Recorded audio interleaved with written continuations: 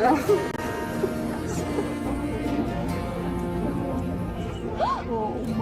sweetheart! No way. No way. He picked this. He actually picked it.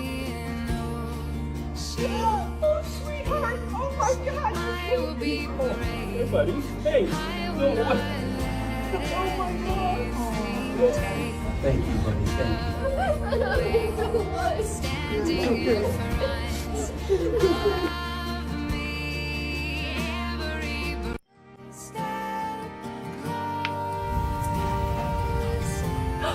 Oh my God! No way! No way! Are you gonna Every day waiting for you, darling. Don't be afraid. I have loved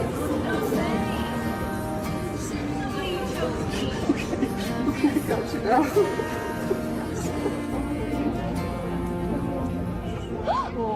Oh, sweetheart! No way. No way. He picked this. He actually picked it.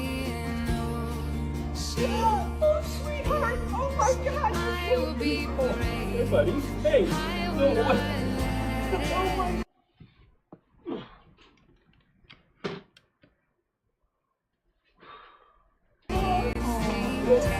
Thank you, buddy. Thank you. I love you so much. Standing in front.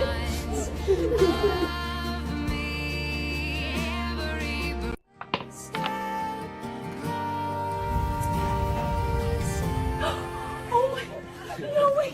No way! Are you gonna Every day waiting for you, darling. Don't be afraid. I have loved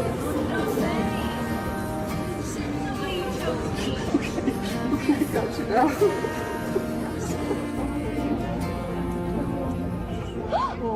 Oh, sweetheart! No way. No way. He picked this. He actually picked it. No way. Oh my God! Hey, buddy.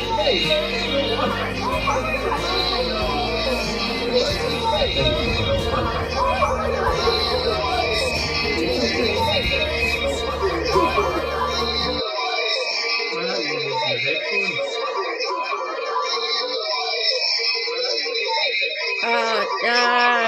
Software.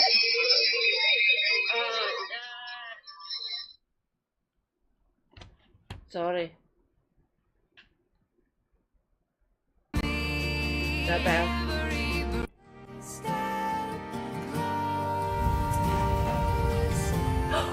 Oh my God! No way! No way! Are you gonna Every day waiting for you, darling. Don't be afraid. I have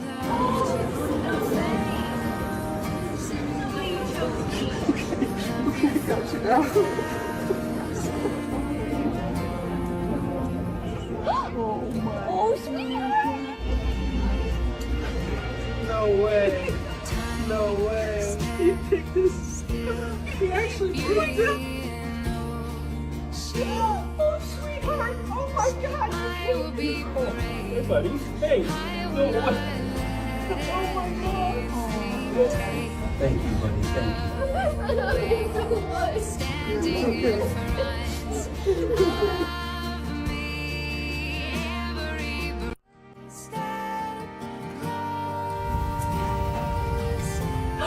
Oh my God! No way! No way! Are you gonna Every day waiting for you, darling. Don't be afraid. I have loved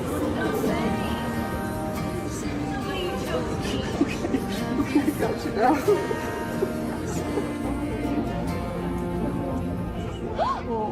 Oh, sweetheart! No way. No way. He picked this. He actually picked it. Oh, sweetheart! Oh my God! I will be brave. Hey, buddy. Hey. No way. Oh my God! Thank you, buddy. Thank you. I love you so much. Standing in front.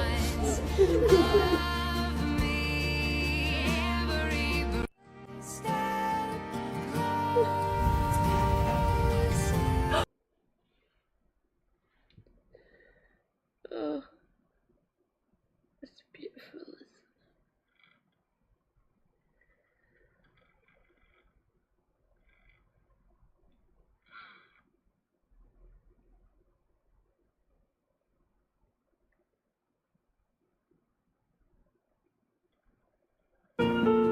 Heart beats fast, colors and promises. How to be brave? How can I love when I'm afraid to fall? But watching you stand alone, all of my doubt suddenly goes away somehow. One step closer. I have died every day waiting for you, darling. Don't be afraid. I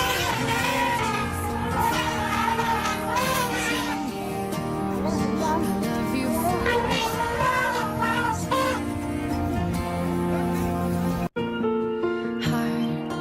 beats fast, colors and promises. How to be brave? How can I love when I'm afraid to fall? But watching you stand alone, all of my doubt suddenly goes away somehow. One step closer. I have died every day waiting for you, darling. Don't be afraid. I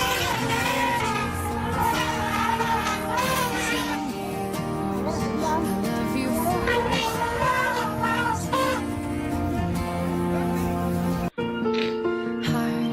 Heart beats fast, colors and promises.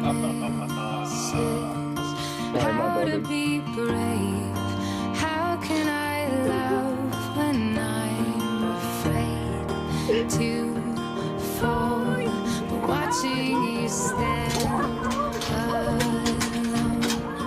all of my doubt suddenly goes away somehow. One step closer. I have died every day waiting for you, darling. Don't be afraid.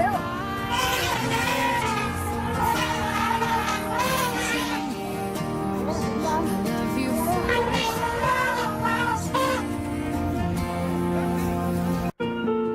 Heart beats fast, colors and promises.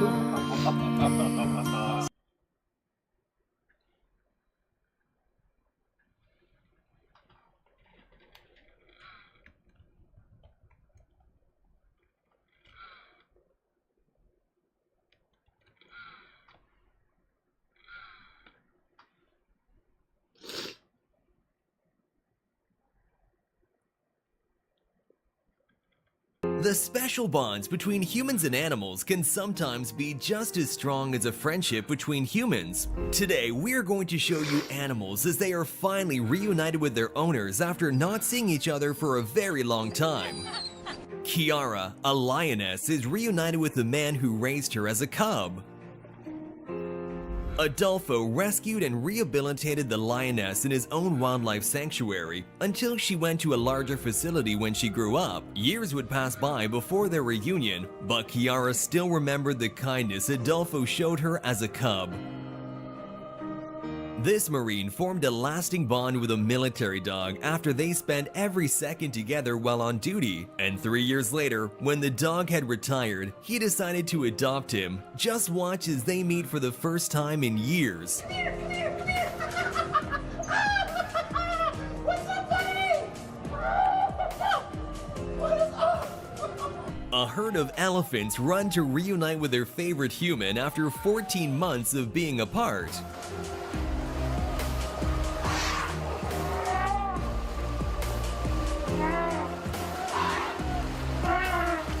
A joyful chimpanzee reunites with the people who saved his life. The chimp was found in the wilderness with 7 broken ribs, and this kind couple took him in so that he could recover in safety. An act of kindness that this chimpanzee will never forget. Aaron Morris's car was stolen with his beloved dog Jolene inside. She was later found abandoned in another state, but now she's finally home. Although his car was found dumped in a river, at least he was able to get back what was most valuable to him.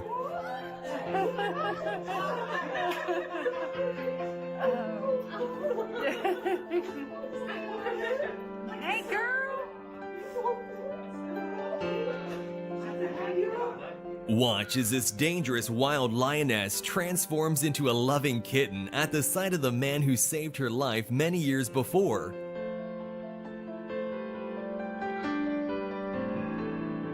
When this man was hastily forced to flee unrest in the Ukraine, his dog was left behind. But just watch the dog's ecstatic reaction when they're finally reunited once again.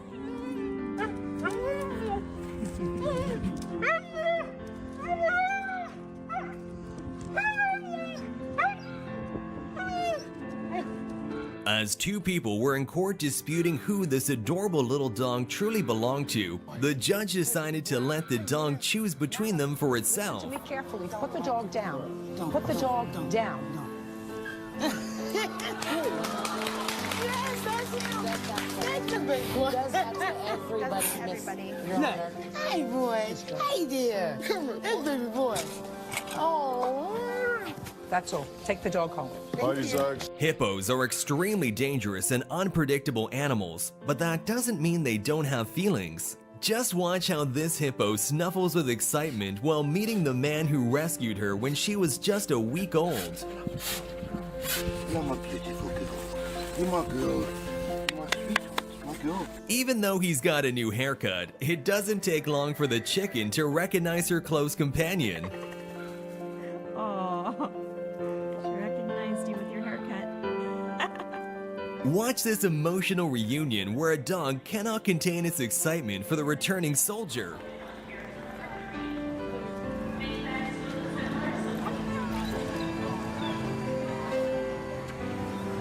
A woman working at a kangaroo sanctuary is embraced by one of the kangaroos after saving its life.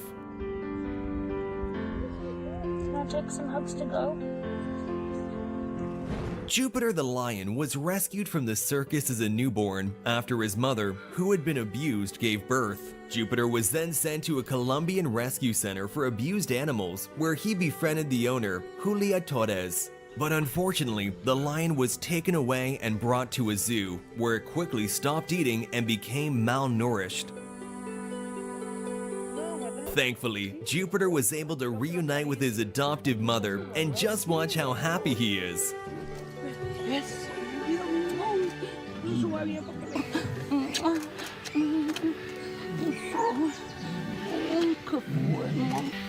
A woman visited a shelter and was looking to adopt a new pet. Instead, she found the dog she lost 2 years ago. What does it feel like, Debbie? Oh, everything I've ever wanted.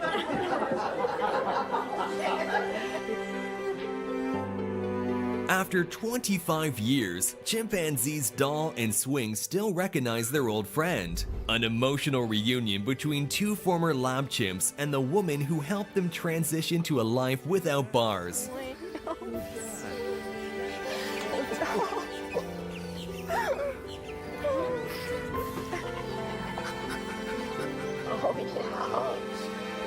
This lion clearly had its own plans, until suddenly he heard the voice of his beloved owner.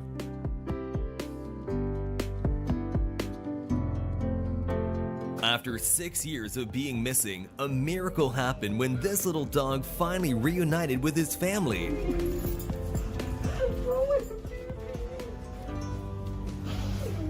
This monkey cries as he realizes that the woman who raised him is visiting after years of being apart.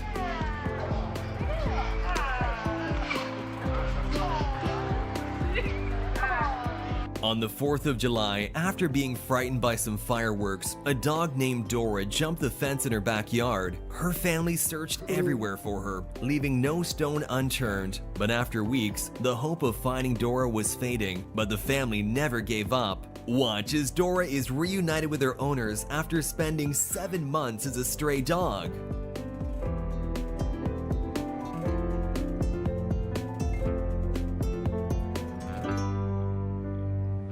And this circus monkey tightly hugs his best friend, maybe one of the few who treat him with love and kindness. This is like a baby. 1 year. Oh, this is 1 year and heartbreaking. now she's The monkey is part of a show which comes to town every year, and during the monkey stay, Miro, who is a volunteer at the facility, takes good care of him. Just watch how the monkey doesn't want to leave his side as Miro has to give him back to his owner. Truly heartbreaking. Is he scratching or he's okay? Oh boy. A schnauzer named Casey hasn't seen her owner in 2 years, which in all fairness is 14 long dog years. No wonder she was so overjoyed that she passed out. Is she okay, by the way? But not to worry, the dog was taken to the vet a few times and she's all good, just very happy. Watch how this man calls his elephant friends from a distance. This man has taken care of these elephants in the park since they were babies, and as you can clearly see, these intelligent animals have a strong love for him, flapping their ears and creating a circle around him to protect him as one of their own. If that isn't amazing, I don't know what is.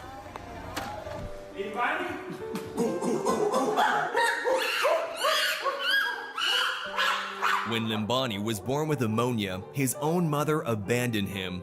But the couple, Tanya and George, decided to raise the chimpanzee as their own, and Limbani will forever be grateful for it.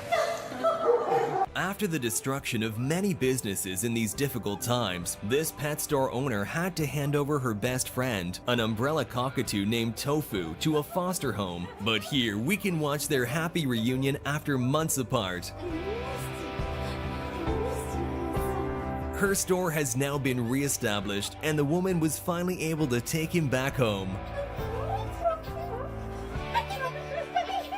A woman named Anita spent a long time socializing with a pack of wolves, and when she went to visit them after 2 months, the pack was incredibly happy to see her. For centuries, wolves have been characterized as bloodthirsty beasts, a misunderstanding that Jamie and Jim Dutcher wanted to overcome by living in the wilderness for 6 years with a wolf pack and earning their trust. Then, after 1 year, they hesitantly went back to see them, not knowing if the pack would remember them or not, but luckily, their unusual friendship remained unaltered.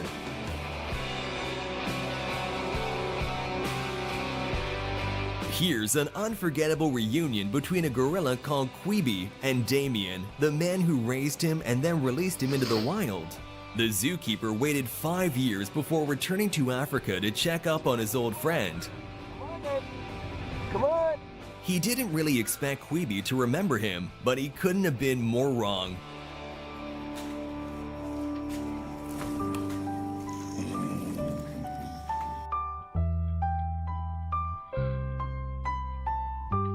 The gorilla was so happy to see him that he didn't want to let him go. A soldier coming home from deployment is met by her loving golden retriever, proof that dogs truly are humans' best friends.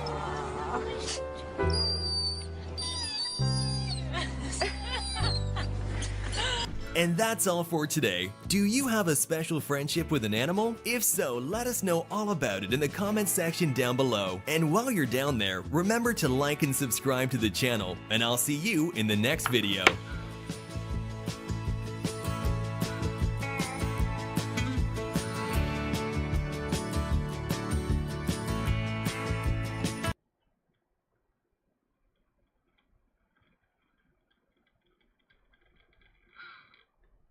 Time can wash many things away, Remember me?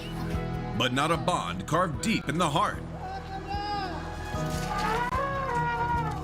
WOW TV brings you the moment that animals reunite with their humans. Coming up next. You're alive! You're alive! Oh, honey!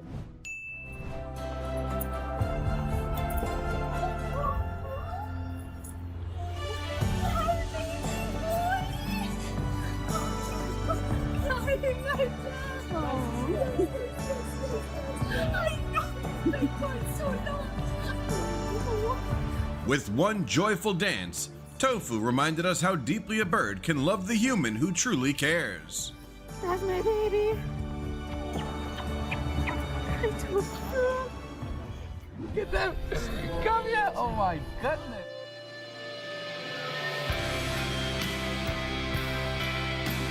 He surprised me with tender gestures shared in silence between him and the lions.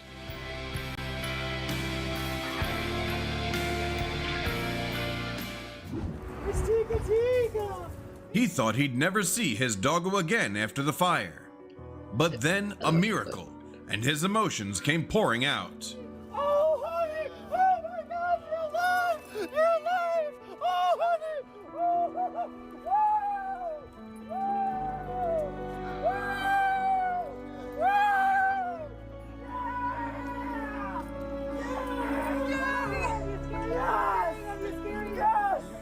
Oh, thank you, Jesus! Oh, thank you, God!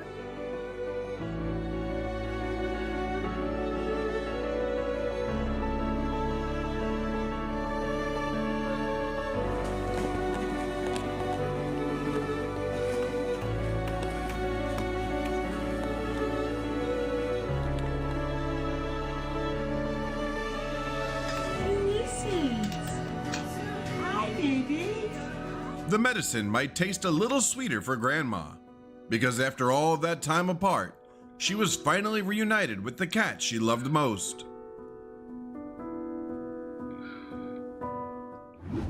Ajee was raised by humans since she was just a cub.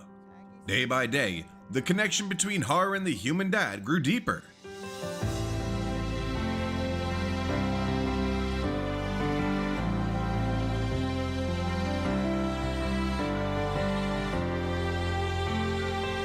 And every time they meet, it's nothing but sweet, gentle affection.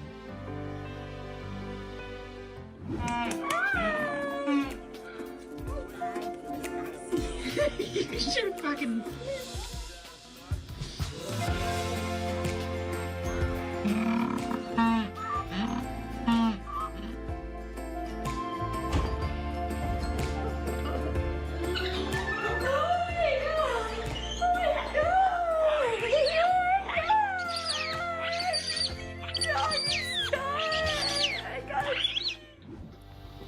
Hi, buddy.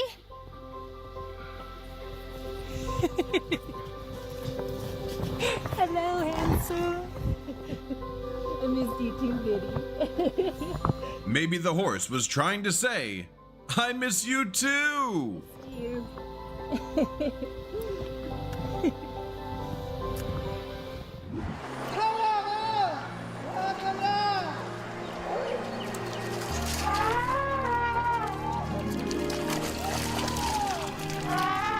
It was the elephant's answer to a voice they hadn't heard in over a year.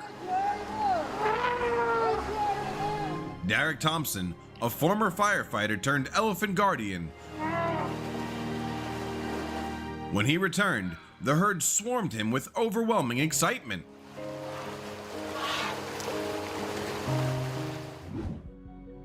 Let's find out who she might be seeing again after the flood swept so much away.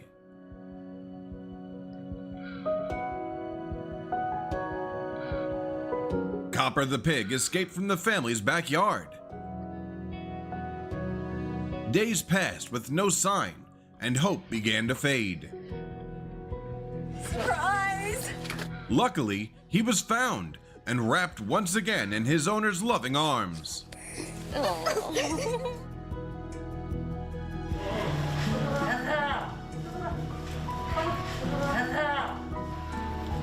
Fortunately, as time was running short, this elderly man had the chance to see his beloved dog Chattel again.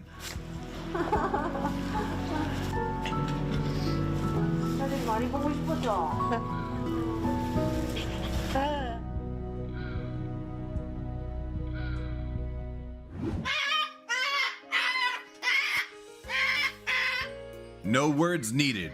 The joy of this parrot says it all as he reunites with his daddy.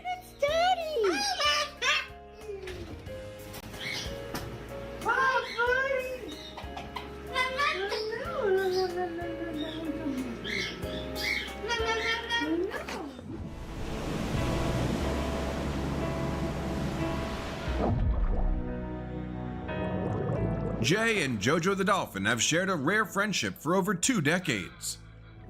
It's amazing to see. Even while battling cancer, her one wish remained: to see her best friend one more time. And he's my friend. Clearly my best friend.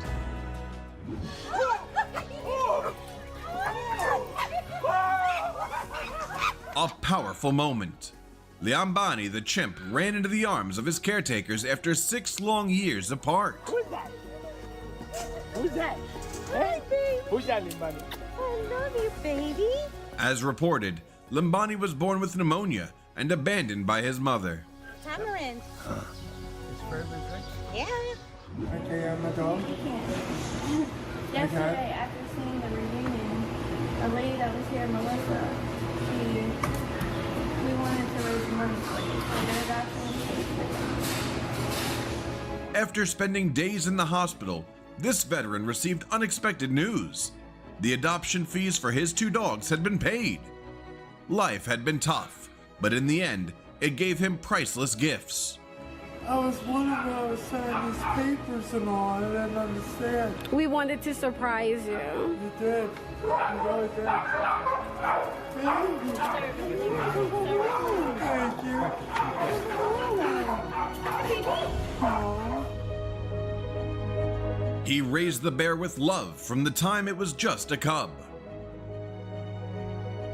But when it grew too big to stay, it had to start a new life at the zoo, far from him.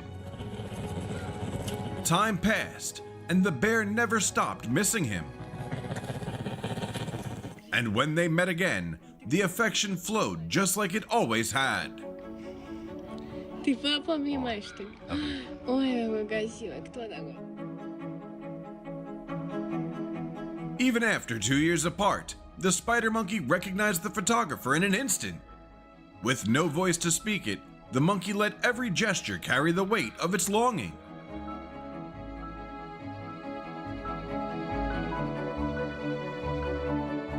Ever wonder how some people find happiness even with hardships? It's because they've found their own kind of joy. And the bond between this man, his dog, and a lion might just be the most touching proof of that.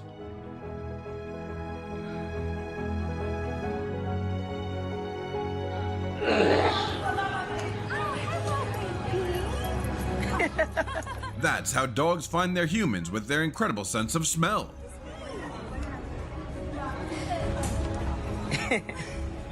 Only when she caught that familiar scent did this little pup realize Mom's finally back. There it is.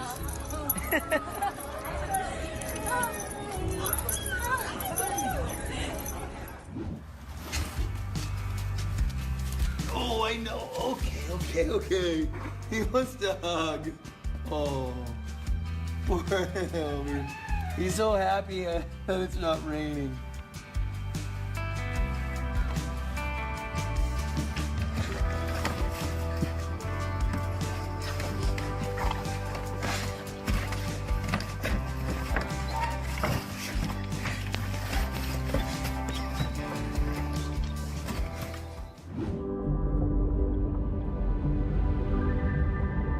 Turns out, even the ocean's fiercest predator can melt into pure sweetness when reunited with the divers they remember.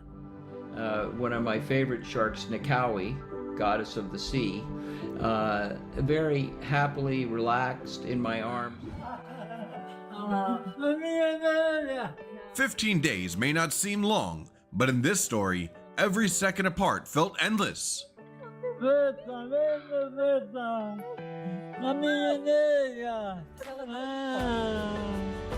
This reunion isn't just heartwarming, it's a treatment for both the soul and the body.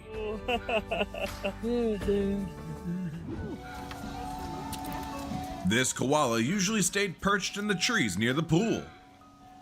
But this time, the sweet neighbor was keen to come near and make friends with her.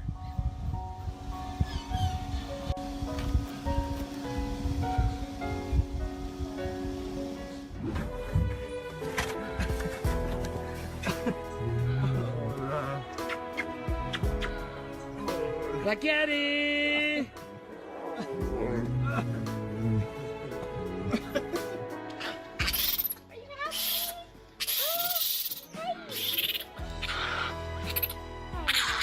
All the longing she held for the monkey, she poured into one hug and the words. I never missed you.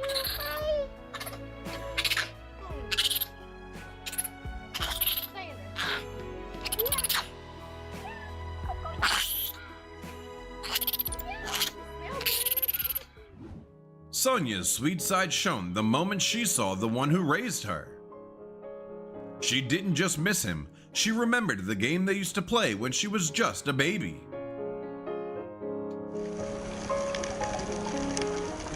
Do you all agree? This baby shark is just too adorable for words?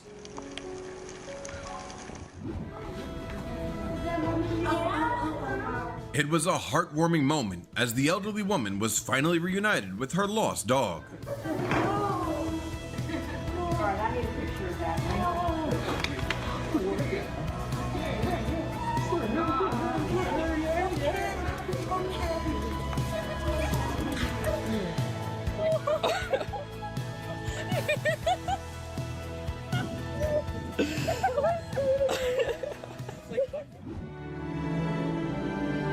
This veteran had a simple final prayer. It was to see his beloved horses that stood by him for over 40 years.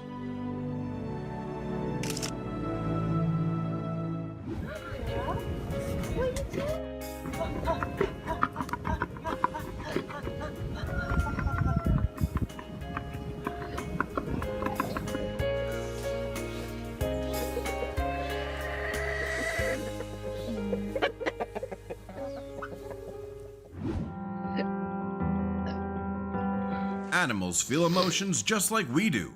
To them, a caregiver isn't just a helper, they're family.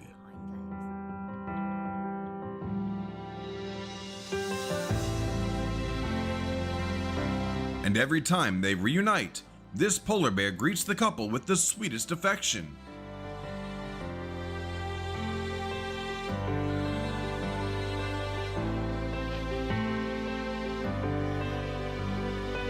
What could be better than having your best friend find the way back to you after being lost?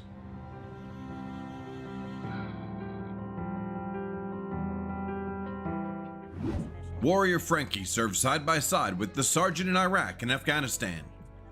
Through every challenge, their bond grew, like two comrades in arms. And now, the joy of reunion speaks louder than words.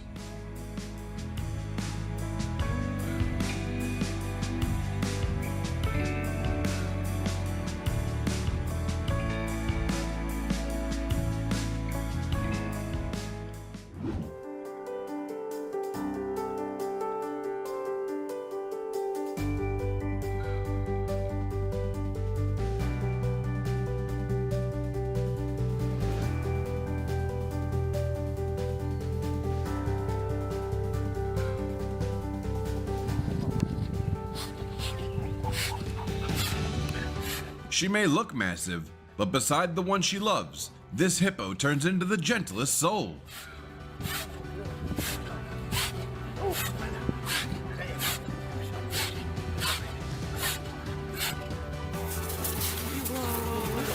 Known for their fierce nature, but the moment they met the ones they loved, these wolves were so gentle.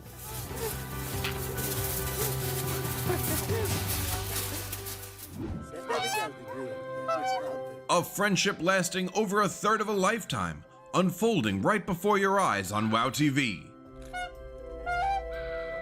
After all these years, every meeting between the old man and the swan is filled with love.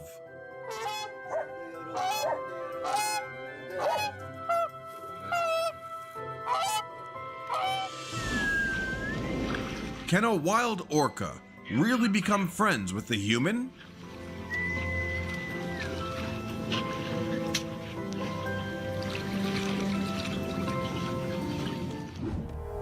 This is the story of 3 chimpanzees. Doll and Swing spent years behind bars, living in a lab.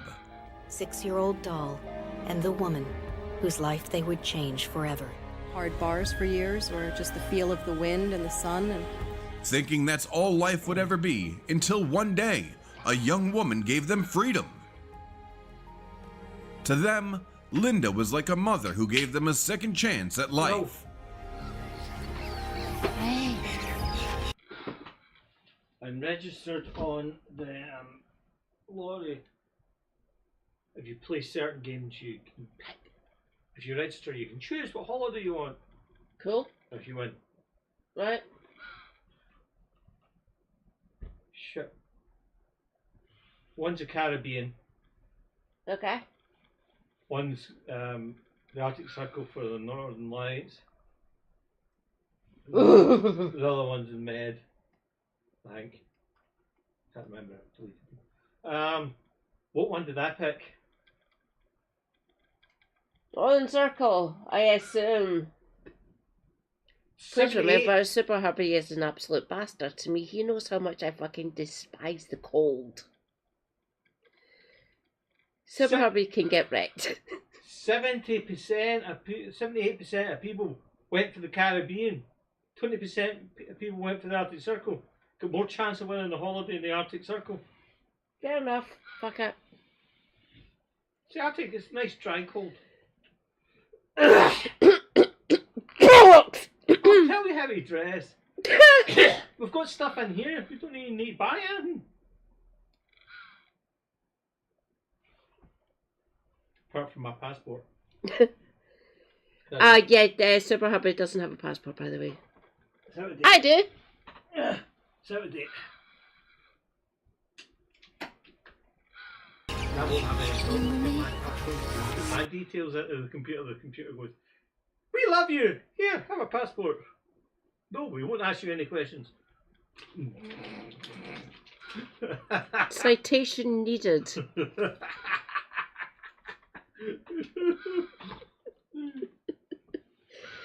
I will repeat again, I'm married to an absolute fucking lunatic. If they ask me any questions, I'll just point them towards the security services. We can ask them. No answers will be given, obviously, because our government sucks. Funny that. Really.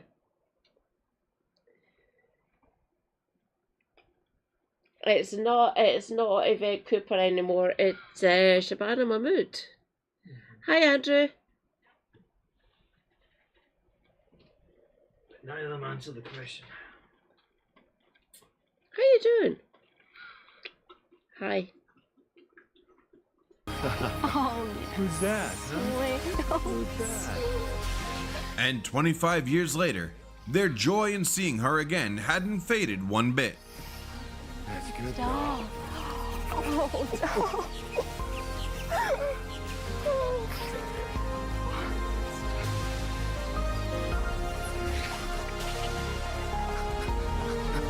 Oh, yeah. These sheep just fled a devastating wildfire, and thankfully, the woman got the chance to hold them close once more. I'm so happy. I'm so happy. My baby. I'm so happy. Thank you, God. The special Christmas gift for this doggo was...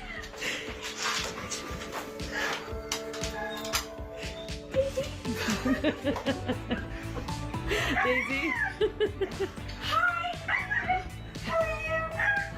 Oh my gosh. Do you want a hug? Hello. Hello.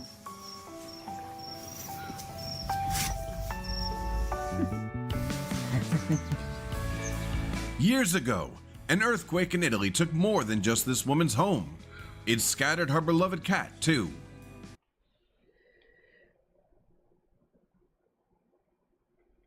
Andrew, if you need to do some chill, you're more than welcome to do it here.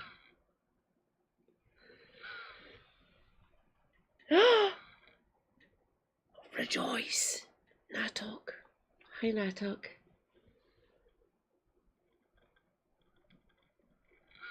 Five stream streak. Nice one. Hi, Natok. But when they finally met again, they shared the same loving gestures they always had. Doing well, actually. Had a nap. Feeling a little better. Don't get me wrong, my knees and my ankles are still fucked. I'm doing a little bit better today. Funnily enough. Hang on. I'll get myself comfy here. Give me a minute.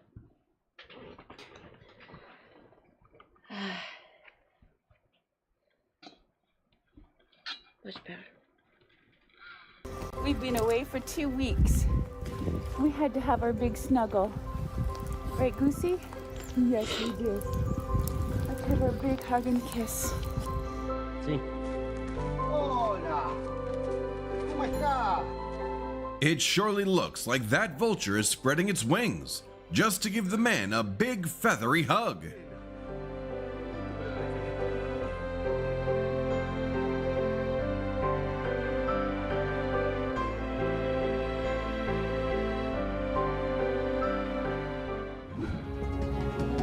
Can you believe it?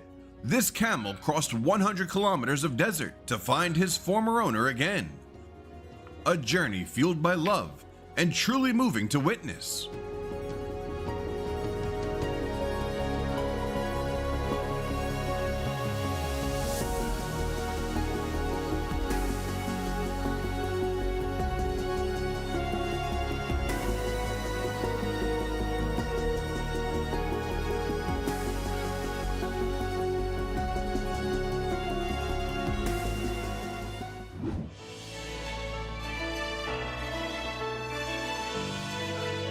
Right, Andy.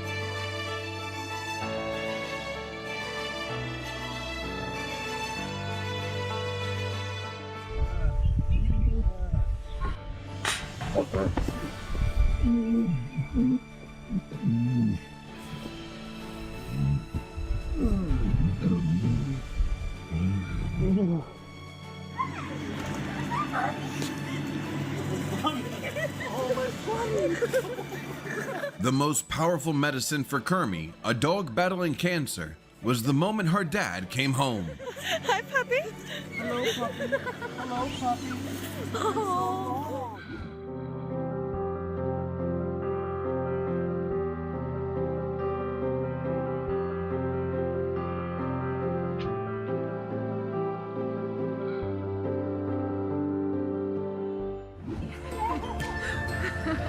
True heroes! True heroes! With help from the police, this family was reunited with their slow-moving but never giving up friend.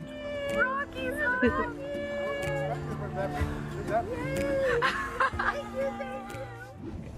There's a rub. What's that with a rub on you? That's sweet. Let's be careful.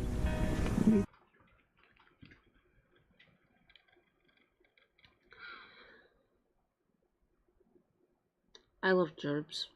They're good. Supremely mental at times, said my nephews. Gerbils are delightfully insane.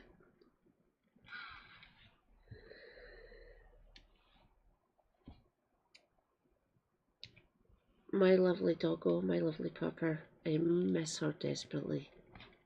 She was chill. So she's 6'1". I wouldn't inflict this flat on them, Andy. Don't get me wrong, I'd love gerbils. I don't know exactly where I'd put them though.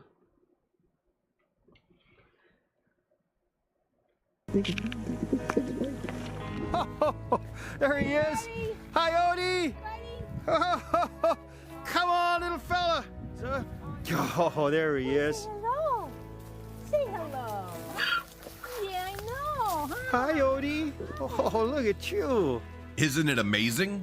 Even after 6 years, this donkey never forgot the couple who loved her. We came to give you a hug and a squeeze.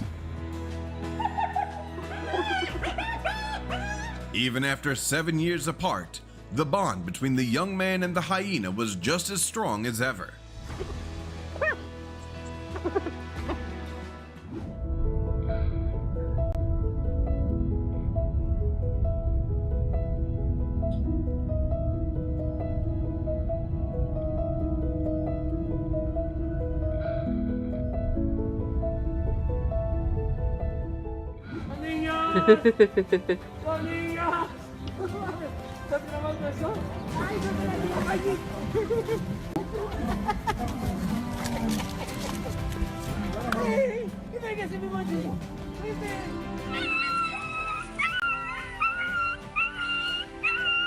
One heartfelt cry was all it took to know just how much this dog had missed his mom.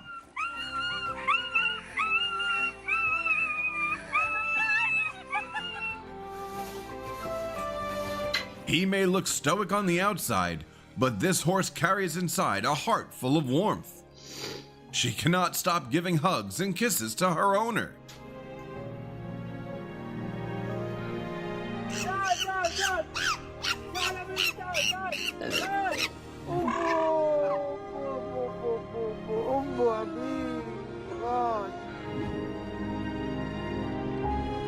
It's the cutest thing, the way piglets greet him every time they meet.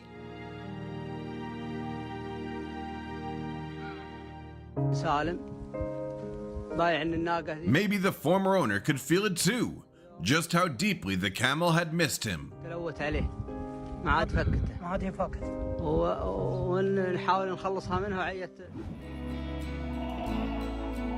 Everyone thought the dog was gone.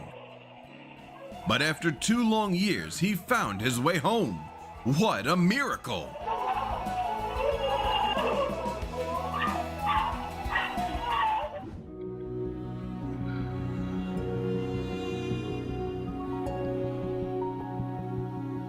After a lifetime of memories, having a soulmate like this is the greatest gift of all.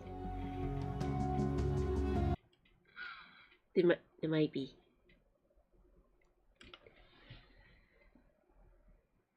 But there is things you can mitigate with.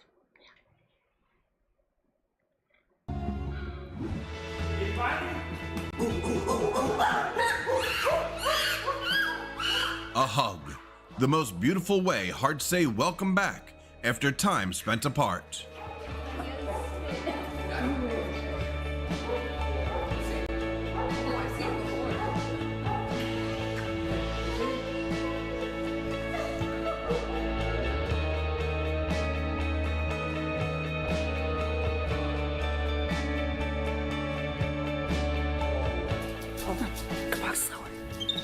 The little girl brought her grandmother a precious gift, a baby monkey they hadn't seen in a long, long time.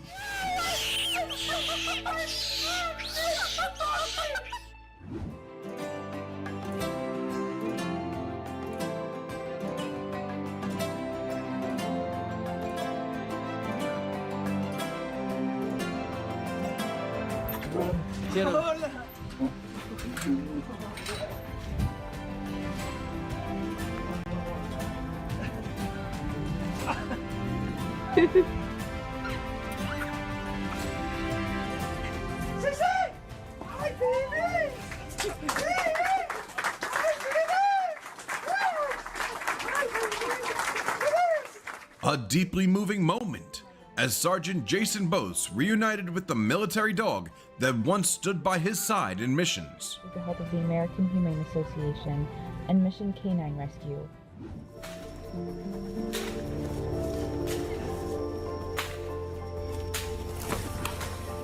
sometimes 5 years is just a number, when the bond between Damien Aspinall and Quibi stood the test of time. Knew then that I was okay.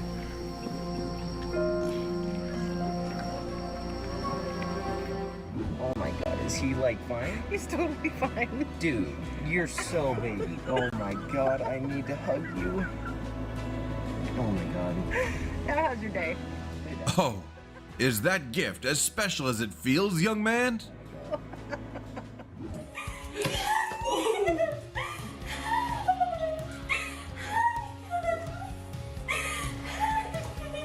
And now, the last member of the family has finally come home.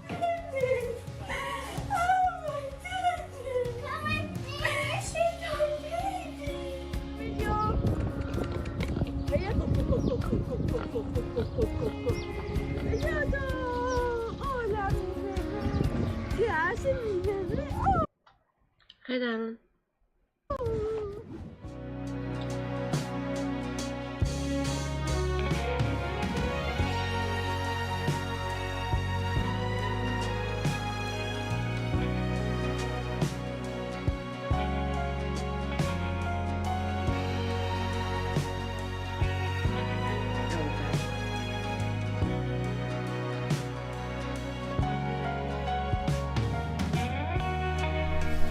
You're such a potent animal, Bobcat.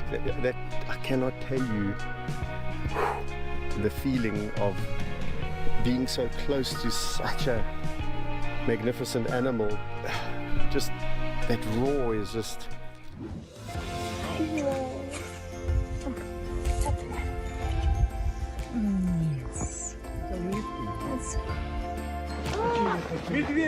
I guess this is how the bear says I love you every time he sees the man. Come here. Come here.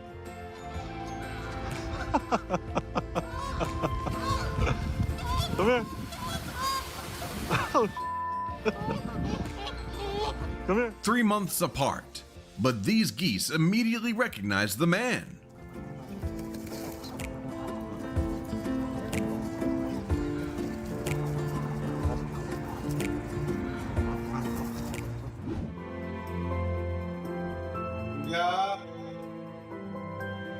No matter how long they'd been apart, one call from his owner was all it took, and the spoonbill came rushing back.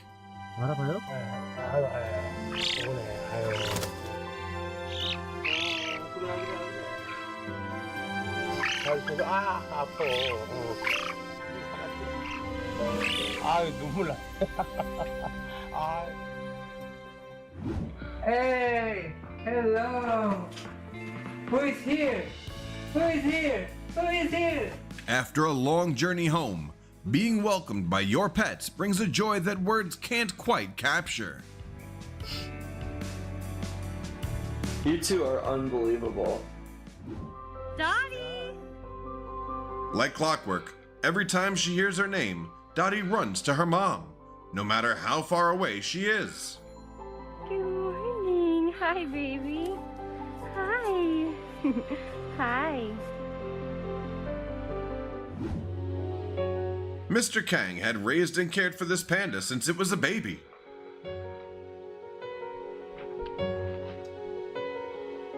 But for various reasons, they had to part ways. Today, Mr. Kang decided to visit Fubao. Yeah, don't feed them bread.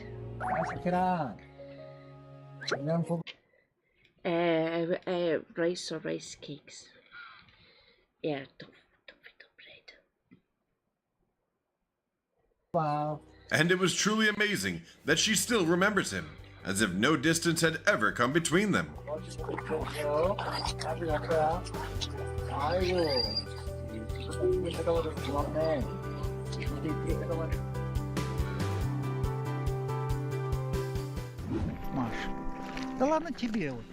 Every time they reunite, the kisses are always a must. Впереди нас сюсюкаемся зимой. Зимой-то у нас пространство ограничено. Definitely here just for the interaction. Do you know how the octopus greets its dad? For them, because makes me wonder if they can actually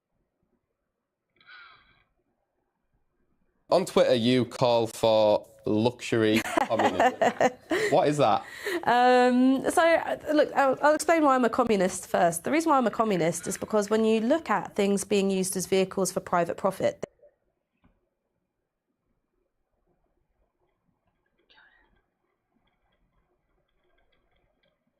It might be by the showtime. Yeah. they get worse. Look at what's happened to housing. Look at what's happened to water. Look at what's happened to, land concentrations. What we've seen is a degradation of all the things we need to survive. And my theory, and that's why I'm a communist, is that if they weren't vehicles for profit, if instead we owned it and we got to benefit from it and the public good was put first, our lives would get better. That's why I'm a communist. The reason why I say luxury is because, I don't look great in a Soviet boiler suit. I believe that people want nice things, they should have nice things, and that communism doesn't have to mean austerity for people. It actually means more of the things that we really need and value. On Twitter, you call for luxury communism. What is that? Look, I'll explain why I'm a communist first. The reason why I'm a communist is because when you look at things being used as vehicles for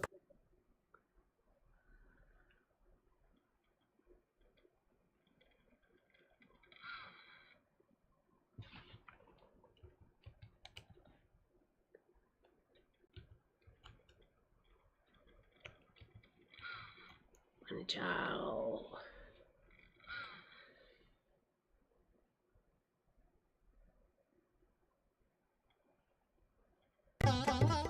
Wilbur Sir Gunaraj.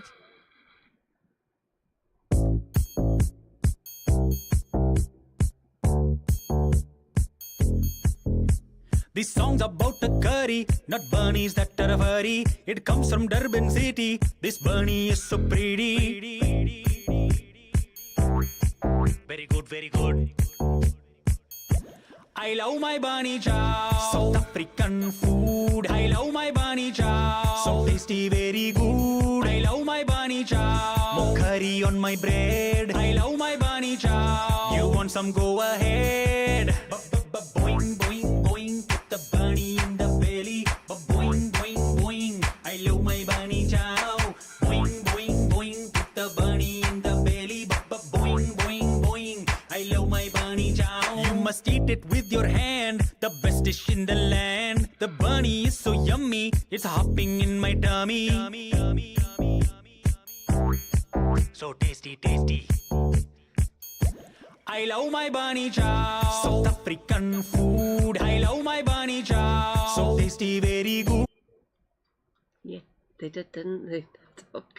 I love my bunny chow. More curry on my bread. I love my bunny chow. You want some? Go ahead. Boing, boing, boing. Put the bunny in the belly. Boing, boing, boing. I love my bunny chow. Boing, boing, boing. Put the bunny in the belly. Boing, boing, boing. I love my bunny chow. Lamb, chicken, beans, veg. Have it all in half a bread. Lamb, chicken, beans, veg. Have it all in half a bread. I love my bunny chow. South African food. I love my bunny chow. So tasty, very good. I love my bunny chow. More curry on my bread. I love my bunny chow. You want some? Go ahead. That dish is on my wish list.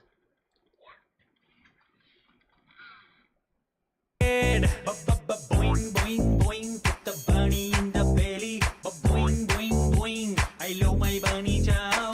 Boing, boing, boing. Put the bunny in the belly. Boing, boing, boing. I love my bunny chow. I love my bunny chow. South African food. I love my bunny chow. So tasty, very good. I love my bunny chow. More curry on my bread. I love my bunny chow. You want some? Go ahead. I love my bunny chow.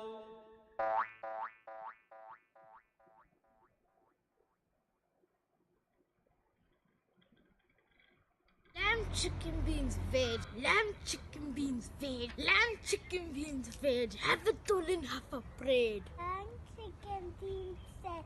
I shouldn't be. Get that.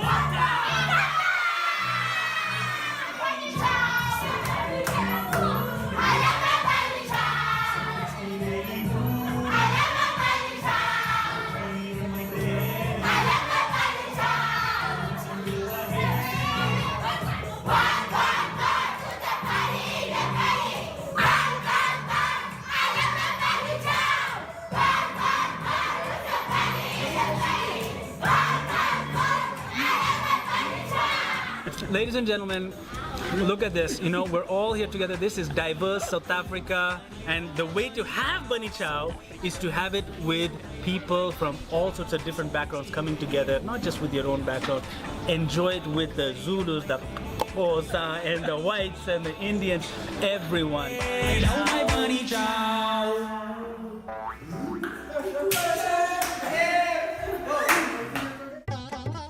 Wilber Sir Gunaraj.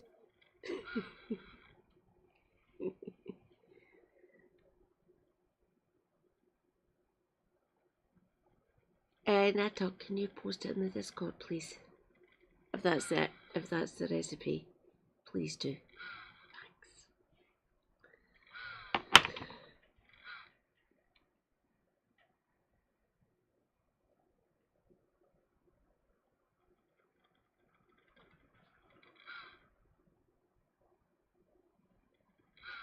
So how many languages do people speak in South Africa? Spoken, 11. Signed, 1. In South African English, we say nappy. So that's why when you guys say napkin, we're like, what? We look at you like, Can I have a napkin? Are you okay? I really like the sound of Xhosa and Zulu. So every time they're talking, it's just kind of like a fun ear experience. Hello! So how many languages do people speak in South Africa? 11. We have 11 official languages, but there are many more languages because we have many people groups. Hold on, we have 12, including sign language. Yeah, spoken, 11. Signed, 1. Collectively, 12. 12.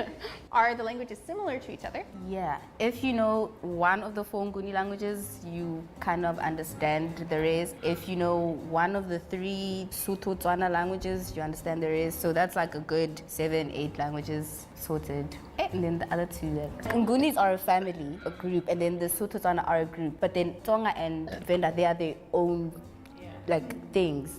They're different. I think Afrikaans and English people can also understand each other to some degree because we have a lot of similar words. Me and her, we're cousins. Yeah, so I speak Xhosa, so Xhosa is pretty similar to Zulu. She speaks Zulu, so there's a lot of similarities in our languages as well. English and the rest of them? Well, I think we borrow a lot of words from the English language sometimes, so yeah, you can understand it. Yeah, earlier when we were previewing the vocabulary, she said festire, and I think we've borrowed that from Afrikaans. Yeah, so there are a lot of words that I use in my language. Sugar in Xhosa is swekile, they say sweker. Sweker. Yeah, so we do steal from each other a little bit. So in America, we say kids. In English, we say kids. In Tswana, we say bana. In isiXhosa, we say abantwana. In Afrikaans, we say kinders. In Zulu, we say izingane. Oh, I was kind of distracted, honestly. I can hear the similarities between Nguni languages, right? Because Zulu and Xhosa, I can hear some similarities between them. And then obviously South African English and American English, very small differences. Probably in nouns, almost no differences, is my overall guess. There are some differences. Maybe like instead of trash, you say rubbish or something like that, yeah. Some European spice on it. So in American English, we say woman. In South African English, we say woman. In Tswana, we say musadi. In isiXhosa, we say umfazi. In Afrikaans, we say vrou. In Zulu, we say umuntu wesifazane. Oh, Zulu is very long. What about umuntu wesimame? Yeah, umuntu wesimame. Yeah. So in isiZulu, she said they say umuntu wesifazane, but there's also another word which is umuntu wesimame as well, which is also a Zulu word for saying woman. It's more of a phrase, right? Like person who is a woman. Yeah. We have a lot of descriptive words in Nguni. I mean, I think the Sotho languages as well. Yeah, Sotho is very descriptive. In American English, we say man. In South African English, we say man. In Tswana, we say monna. In isiXhosa, we say indoda. In Afrikaans, we say man. In Zulu, we say indoda umlisa. Umuntu wesilisa, right? Yeah.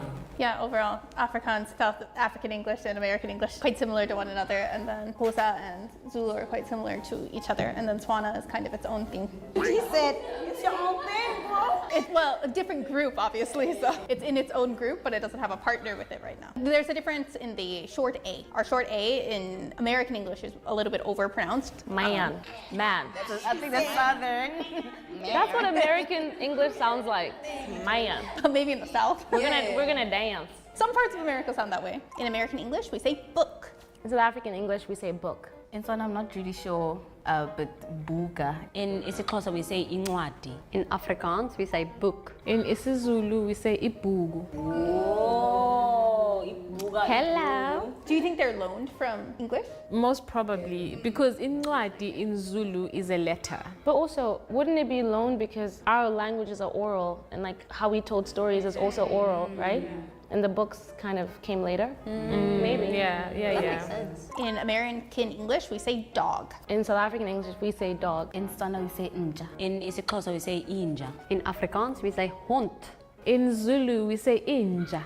Oh, so Tswana, Xhosa, Zulu, same. I laughed when you said hond because when I was studying Afrikaans, Die Hond bluff. Die Hond bluff. Everybody knew the phrase, die Hond bluff. Yeah, I think the German is Hund, and we have Hond. It sounds like you could scold the dog pretty easily. Not the Hund! Is the word... That's Dutch, German, and English based.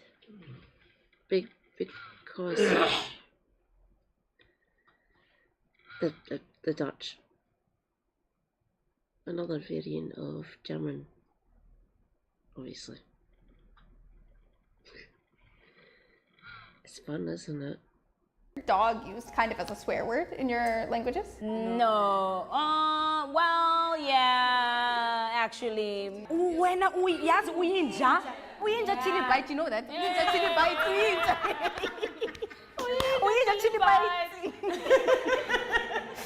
That's so funny. So it's like relatively universal. Dog is not a nice thing to call someone. A dog is a dog is a dog. But then also, you know what? We also say we.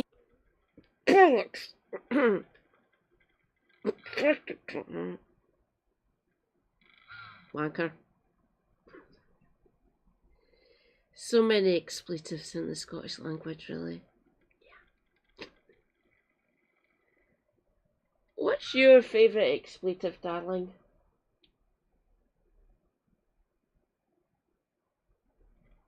What's an expletive? He's being disingenuous again. I love him desperately, but Christ's sake. Ninja to say you're the best. Right. Yeah. It depends on the emphasis you put in it. Some people in America like refer to each other as like hey dog as well too. My friends back home call each other dog as well. And we also use dog as a superlative or a modifier sometimes. So like, oh, I'm dog tired, but that's like not a bad. We in Afrikaans, if something is not delicious at all, like really not tasty, we can say hondslag. It's dog bad. Yeah. Poor dogs. In American English, we say cat. In South African English, we say cat. In Tswana, we say kati. In isiXhosa we say ikati. In Afrikaans, we say kat. In Zulu, we say ikati. So they're all very similar. Yes. The pronunciation is the same. I think the difference is just with the A. In Afrikaans, a single A is a. If you want to say the E sound, it would be written with an E. Your K is also a little bit less aspirated than ours. So it's kind of closer to a G sound, it sounds like. In American English, we say cow. In South African English, we say cow. In Tswana, we say khomo. In isiXhosa we say inkomo. In Afrikaans, we say koei. In Zulu, we say inkomo. Oh, so exact same same word. Yeah, it's the exact same word. And the sounds overall are similar. What sound does a cow make in your language? Moo. All the same. For a singular cow, we'll say inkomo, but then if it's multiple cows, it becomes a double I, inkomo. And then in Zulu, though, that's where it changes. A single cow is inkomo, but a lot of cows is inkomo. So that's where we differ, like those slight differences. So Xhosa will always, it'll be like as simple as adding an extra I, and then that's plural already. So inkomo, and then you just slap one more I, inkomo. In American English, we say heart. In South African English, we say heart. In Tswana, we say pelo. In isiXhosa, we say inhliziyo. In Afrikaans, we say hart. In Zulu, we say inhliziyo. Exactly Girl. the same word. But the spelling is different. Inhliziyo in Zulu, it's NHL. Inhliziyo, whereas in Xhosa, it's NTL. For this one, the English and the Afrikaans also sound quite different because of the American R. So we have quite a hard R compared to yours. And that heart. Heart. Heart. Yeah, we go heart. In American English, we say diaper. In South African English, we say nappy. In Tswana, it's leiri. What? I think it learns from Afrikaans. In isiXhosa we say inapken or ipampas. So in Afrikaans we say doek. Oh, doek is something different. Yeah, it's a also head doek. wrap I think was, it means like a cloth. So it could also, for your head it would be called a kopdoek. For babies, doek. In isiZulu city inabugeni.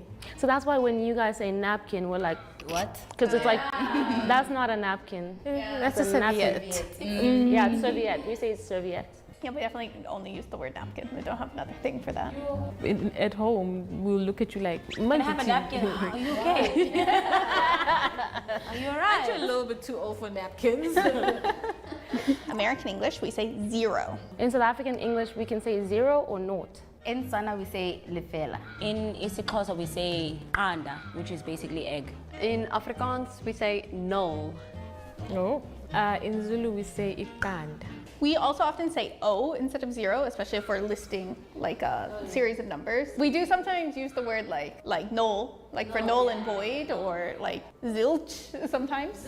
But that's German, I'm pretty sure. So we don't use the word not for zero. We use that in school if you got like low marks. Okay, la noto.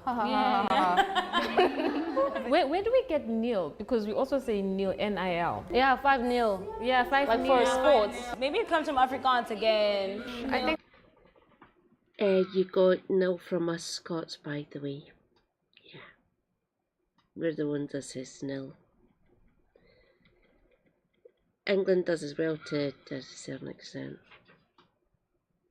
But you got nil from us Scots who actually immigrated to South Africa, oddly enough.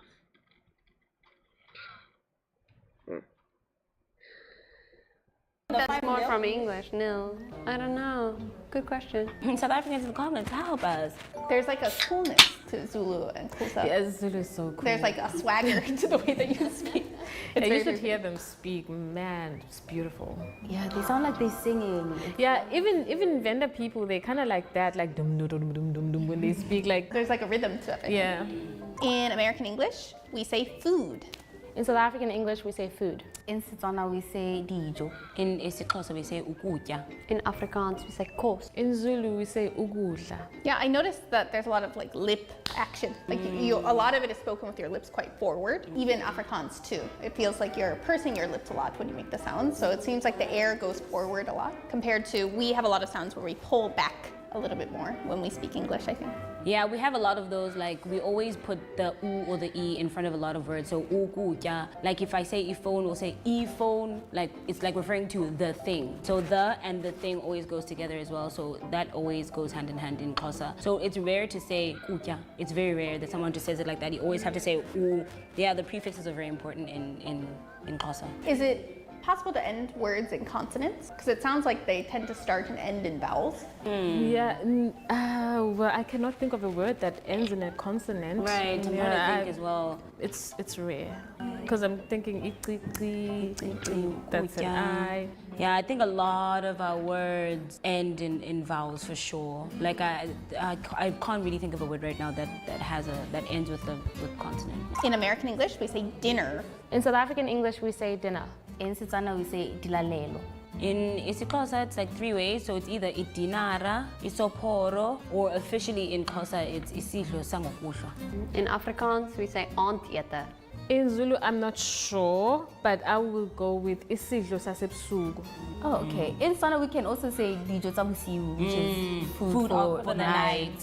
Yeah, so all 3 of our languages sort of say food that you eat at night. Oh, that's exactly what the Afrikaans also is. Evening meal. Am I right to say that the Xhosa word comes from dinner and supper? Yes, so dinara and dinar and soporo, yes, they come from English as well. So a lot of Xhosa people, at least my family, will say dinara and soporo. Yeah. Particularly in like the Ciskei side, they will say dinara, whereas like the Transkei side, we will say isopolo. Because also Xhosa varies as well. So we have like the umbrella is Xhosa, but underneath it there's like different dialects. Yeah. Differentiate between supper and dinner. Are they different times, in your opinion? My family, how I grew up now, it's basically the same thing. Just call it whatever interchangeably. So in American English, supper is actually more confused with lunch than it is with dinner. Yeah, it's an earlier meal. So what time is dinner? Like culturally, when you think of dinner, what time do you roughly think? 6 up. 6 up? Yep. Like after 6? Yeah. Oh. Yeah, most homestays is like 7 p.m. Yeah, we think 6 or 7, but supper is more like.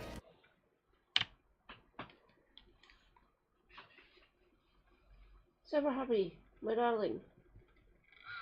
Is there a difference between supper and dinner? Yes.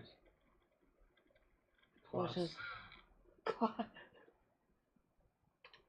class distinction, everyone. Fun.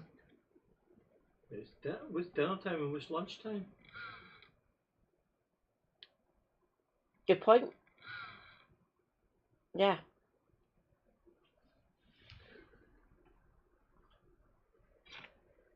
Officers have lunch and enlisted have dinner.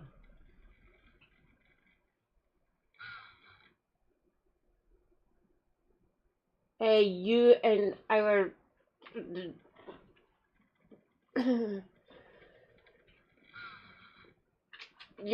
oh fuck it, I'll call him brother-in-law. I'm not going to say his name online.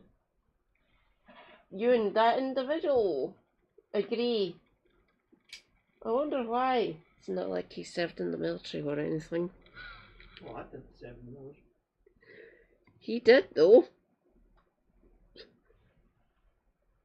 2 to 3, like a late lunch. Yeah, that's just lunch. So Sunday supper or something like that. Rejoice. Scooby. I had. It was 3 chicken and 4 mince, wasn't it? Yeah. I remember. Like that. So it's usually like after church you would have a meal. Oh, that's interesting. No, we would just call that lunch. But I think there might be some like South Africans who still have very strong like British English roots who would probably differentiate between tea, supper, and dinner. But I've never known what those are. But you know how like Koreans will say pop for like food, for like anything? My grand says that. She always says bread because we eat bread like all the time. Yeah, so she always says, what are you gonna have for bread? Which means like, what are you having for lunch or supper? Or she says bread. She uses bread instead. This one's pretty debated in America too, but from my part of America, we say pop. I say soda, but most people in Iowa say pop, but a lot of people will, it depends on where you are. We say cool drink. Oh yeah, cool drink. That's fair. Yeah, that's true. It's one drink or cold drink. In East Coast, I would say we borrow a lot from English, so it's all of the above. But then if you're trying to be specific about like, it has to be like a fizzy drink, we'll say drink zayo. And uhlwahlwaza means to fizz. Yeah. In Afrikaans, we say koeldrank, which is basically like a direct translation of cool drink, yeah. In Zulu, I am going to put my limb up and say itilinki. I don't think, like, because isihlahlazo is purely Xhosa. I don't know about Zulu. But you're also asking. 1, 2, 3 chicken. 1, 2, 3.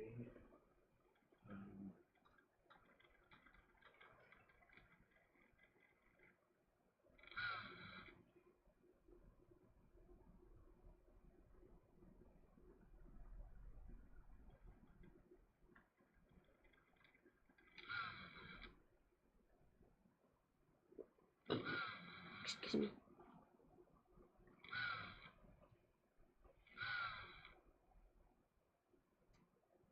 Darling?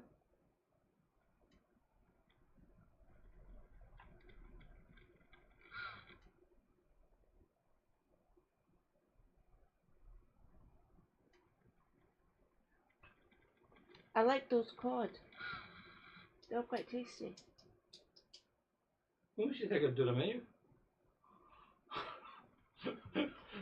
What do you call that? Your empty bottle there. It's ginger, isn't it? Soda pop. Please do not listen to Super Happy. He's being a disingenuous bastard. Again.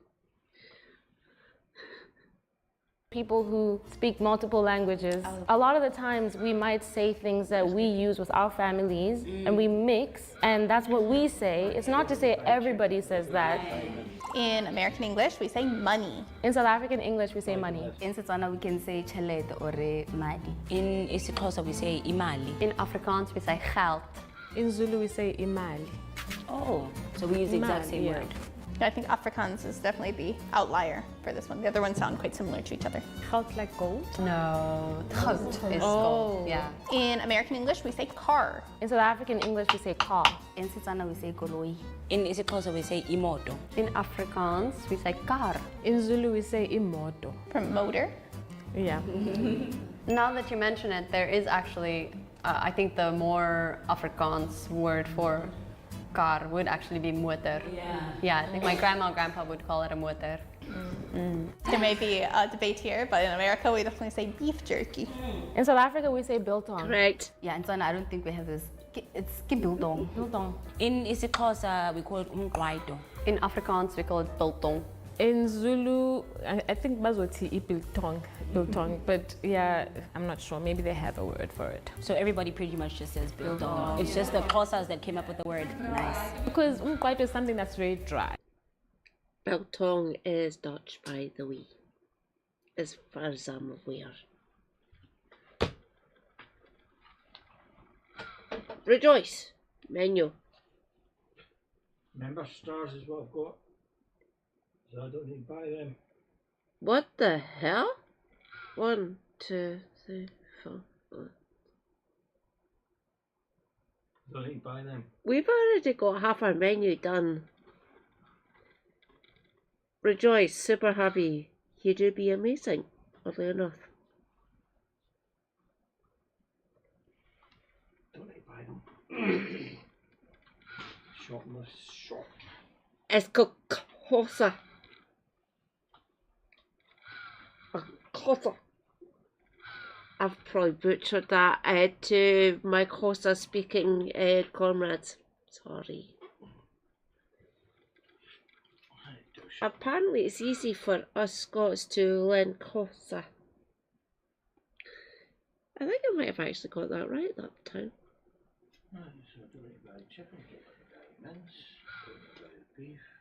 Yeah, because it's dried meat. Is there a distinct difference between? Yes. biltong There's a and huge difference. beef jerky? There's a huge difference. Ours is like it's the prime stuff. Yeah, we tend to think that our biltong is superior, which might be worth debating, but it's not debatable. I'm sorry to say this, American. What is different about it? Is it like seasoned? Is it the seasoning or like the drying process? It's not overly processed. it's not sweet. Also, when you still like, there's the biltong that you get and it's super dry, and then there's the biltong that you get that's moist and it just melts in your mouth, and it's heavily seasoned with like black pepper and salt. And also, not just that, we have like the one that's made out of boerewors. Boerewors, yeah, dry. Basically, that means dry sausage. Dry sausage, yeah. that's right, yeah. It's premium stuff. You should try. Have you ever tried it? No, I never have. Oh, then I feel so sorry. In American English, we say rain. In South African English, we say rain. In Setswana, we say pula. Purple burglar alarm. You have to remember us Scots, we roll our R's quite a lot. So purple burglar alarm. I do try my best. In isiXhosa we say imvula. In Afrikaans we say reën. In Zulu we say imvula. When it rains really heavily, do you have like an expression for that? Cats and dogs. Yeah, we use that too. Yeah. We also have something called a monkey's wedding. Apparently that's just a South African thing. Oh yeah, monkey's wedding. Yeah, we don't use that. We don't have that. When the sun is shining like really bright, but then it's raining at the same time, we have this thing, and there's a rainbow, we usually say like it's because two monkeys are getting married. Actually, in Afrikaans, when it's raining and the sun is shining, we say jakkelstrou met wolfse vrou. So the jackal is marrying the wolf's wife. Interesting that it's all connected to like having a wedding or something. I feel like maybe there's an American saying for this, but I can't think of one. So it's definitely not a commonly used expression anymore. In American English, we say wind. In South African English, we say wind. In Setswana, we say phefo. In isiXhosa we say umoya. In Afrikaans, we say wind. In Zulu we say umoya. Obviously, we use vent for like pushed air, so I can see that venti is also related to wind. That would be like vent, Latin. and this is vin. Yeah. So I think there's must be similar Germanic roots there. Seems like it. In American English, we say salt. In South African English, we say salt.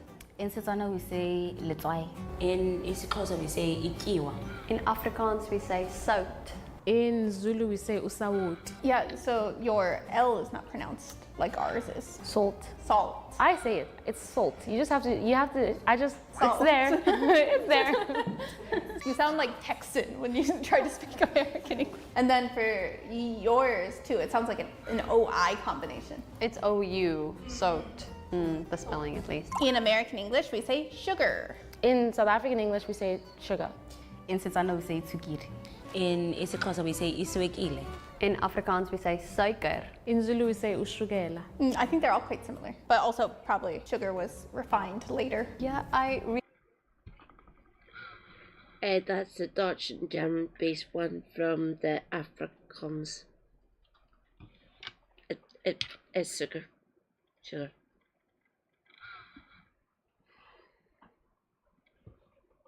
A lot of these languages, especially in South Africa, are based either on Dutch or English, which is a garbage language.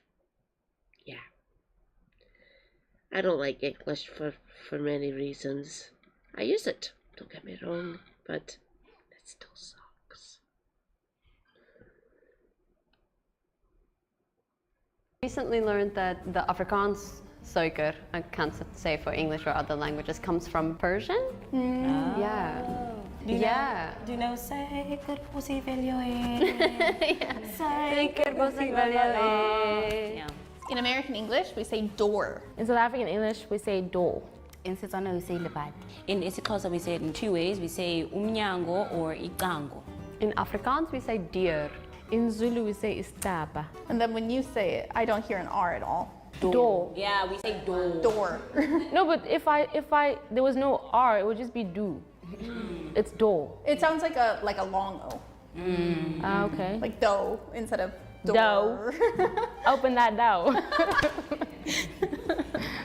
In American English, we say window. In South African English, we say window. In Setswana, it's influenced by Lifester, Afrikaans actually. In isiXhosa, it's also influenced by Afrikaans, and we say ifestire. In Afrikaans we say venster. In Zulu we say iwindi noma ifestela. Do you use window to describe like a period of time? Yeah, window of time. Yeah. But not in Afrikaans. That would be strange. So in American English, we say corn. In South African English, we say millies. In Setswana, you can say midi or mili. In isiXhosa, we say umbona. In Afrikaans we say milis. In Zulu we say umbila. I think a lot of the words are similar to actually the Native American word for corn, which is maize. We can say corn too. Sounds like cone. Cone. I really like cone.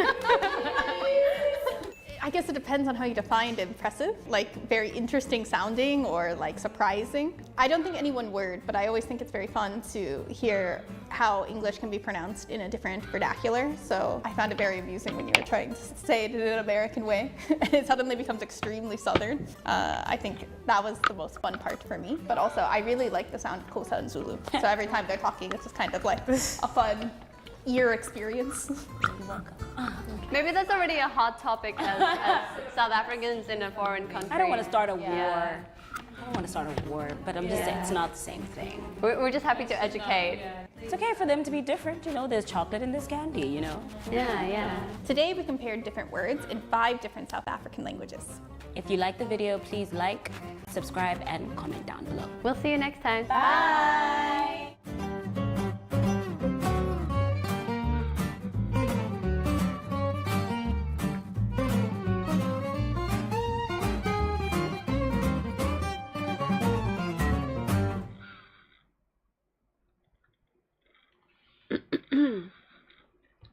My favorite one.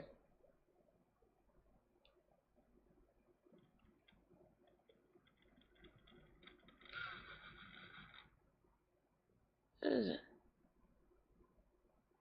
Come on.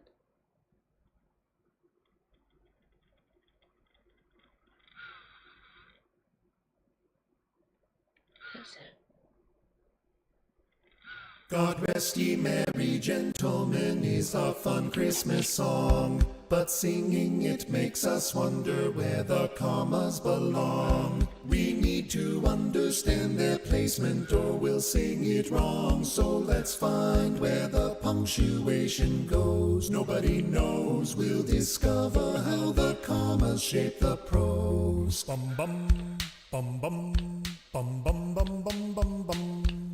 A comma before gentlemen makes them whom we address. So rest ye merry after God could be something like bless. Or are they merry gentlemen invited to distress? Is this song about frolicsome fellows having a doze? Are we singing about celebrants' repose?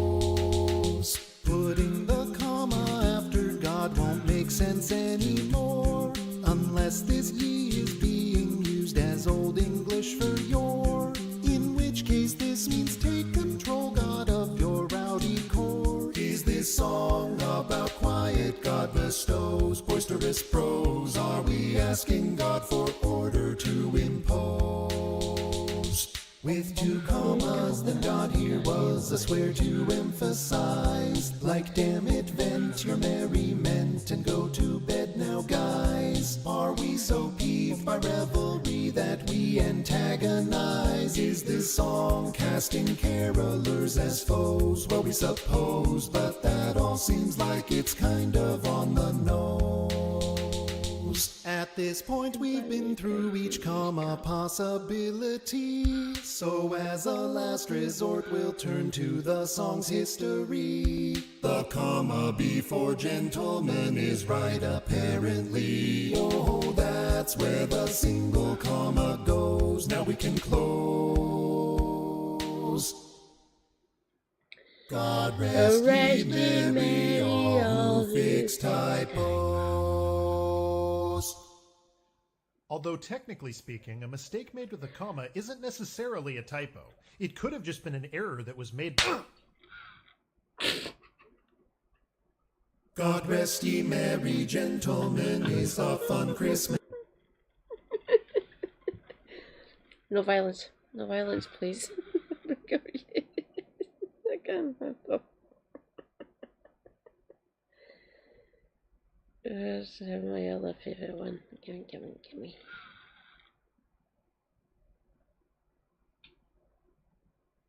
Go back. That one. You're the light, you're the night, you're the color of my blood. You're the cure, you're the pain, you're the only thing I wanna touch. Never knew that it could mean so much, so much. You're the fear, I don't care, 'cause I've never been so high. Follow me through the dark, let me take you past the satellites. You can see the world you brought to life, to life. So love me like you do, la la, love me like you do. Love me like you do, la la, love me like you do. Touch me like you do, touch me like you do. You're the light, you're the night, you're the color of my blood. You're the cure, you're the pain, you're the...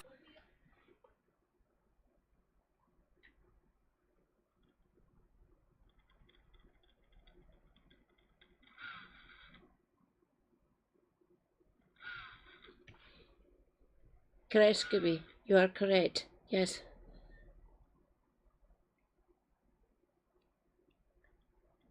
Where's my other favorite one? Move. There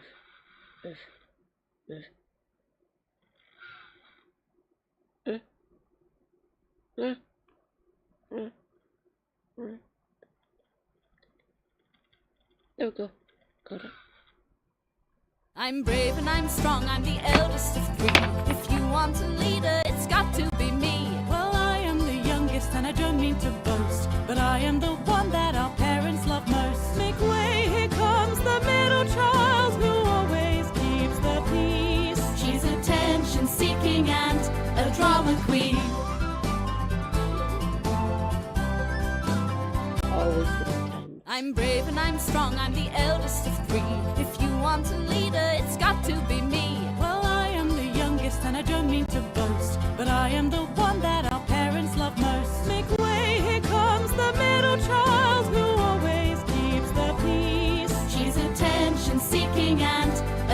drama queen.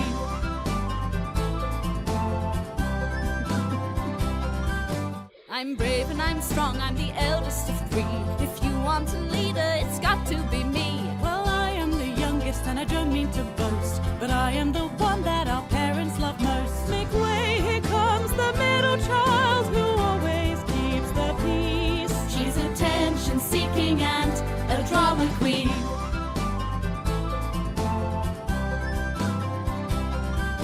I'm brave and I'm strong.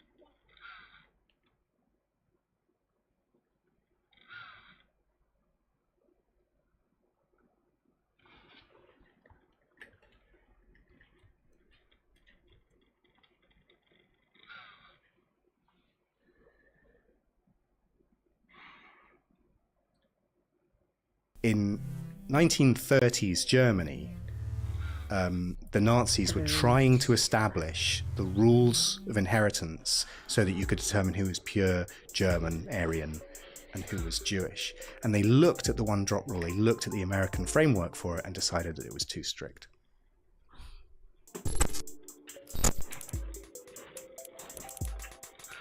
It's not going to come as a surprise to any of you that I spend more time than is psychologically healthy trying to argue with racists. But what even are we talking about when we talk about race? How did certain clusters of physical features, skin colour, hair colour and texture become the basis of how we categorise the human species?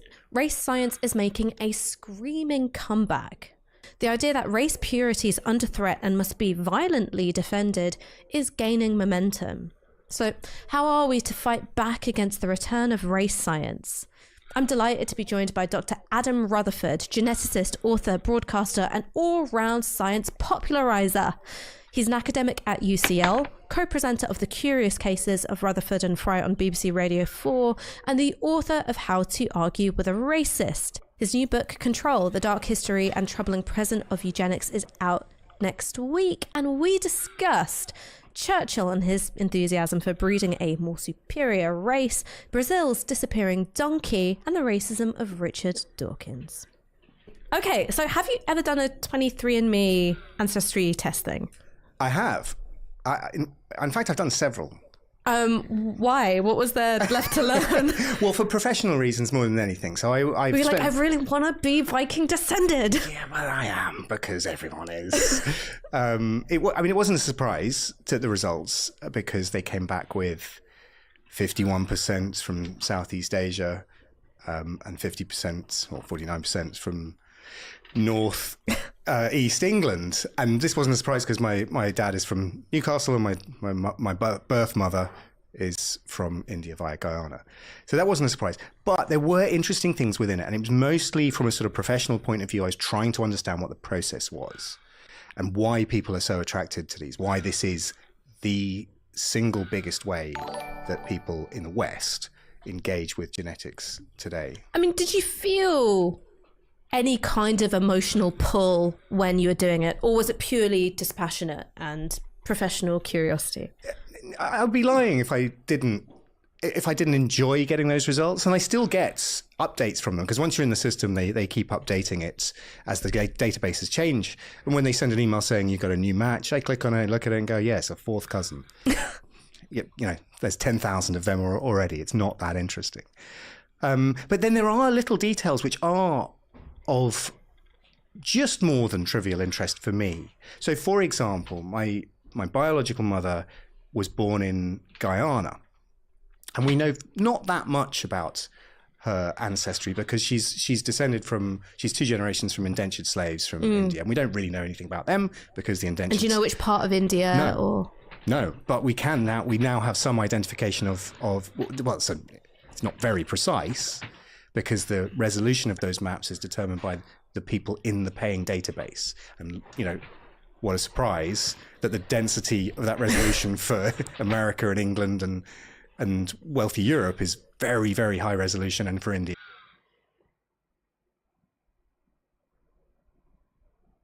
Oh my God! Rejoice, comrades. Argonian bum raid. Hi, darling. Hi, Argonian. No. You don't need to give me forewarning, obviously.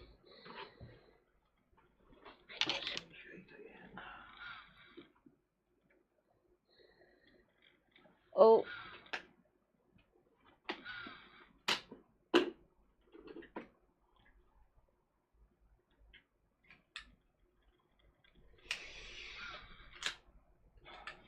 I do believe Hello, Textilian. Hi. Hi, darling.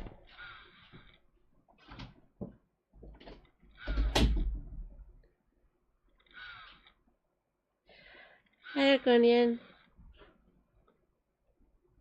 Here it's a big amorphous blob, but it was the Mumbai region.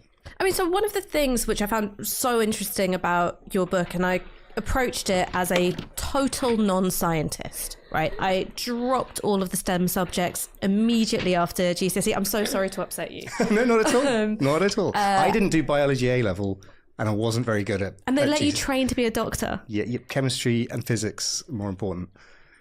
And I sort of winged it as well because I was good at Latin.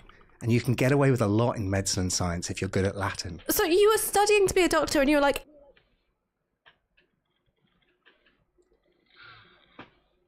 Not too good at physics, oddly enough. Good at Latin, oddly enough. Rejoice, your lass is very knowledgeable. Let's put it like that. Yeah. I'll keep on saying more concerned with the human form. Hello? But yeah. Physics. Kind of tricky, really.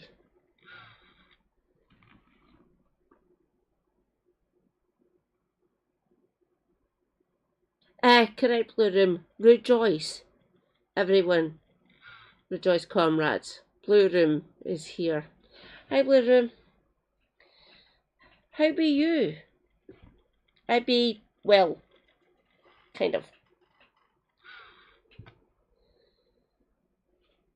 I don't know if this patient is animal, vegetable, or mineral, but we're going in anyway. Well, fortunately, I switched to straight science before I met a patient. Well, I think we're going to get into what that switch was and why in just a second, but just to...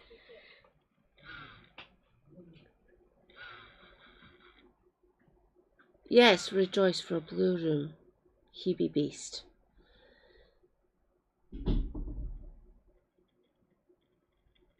Did he? Alright, Textilian. Also, rejoice, Textilian Overlord. They be here. Textilian, please remind me of your pronouns. I don't want to misgender you. End my confession.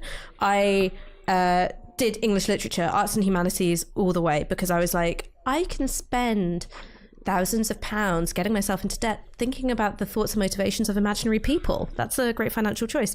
But I read this book, and one is that it opened up a world of complexity to me when I'd maybe thought about genetics and DNA as I guess a ruthless simplifier of the human condition. I was like, well, we're all laid bare in genetics. And one of the things you said, I'm doing relatively okay, Blue Room. I am.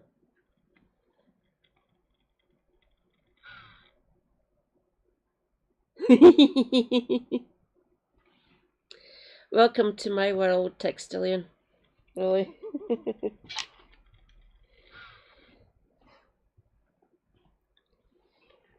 Hell mind you who come after me. I know how to deal with wankers. Funny that. As Scottish lunatic women knows how to deal with the idiots. Or numpties or ballbags. Never been known, apparently. things like, well, no, the practice of genetics, the study of genetics, and what the data is showing you is human history at every level.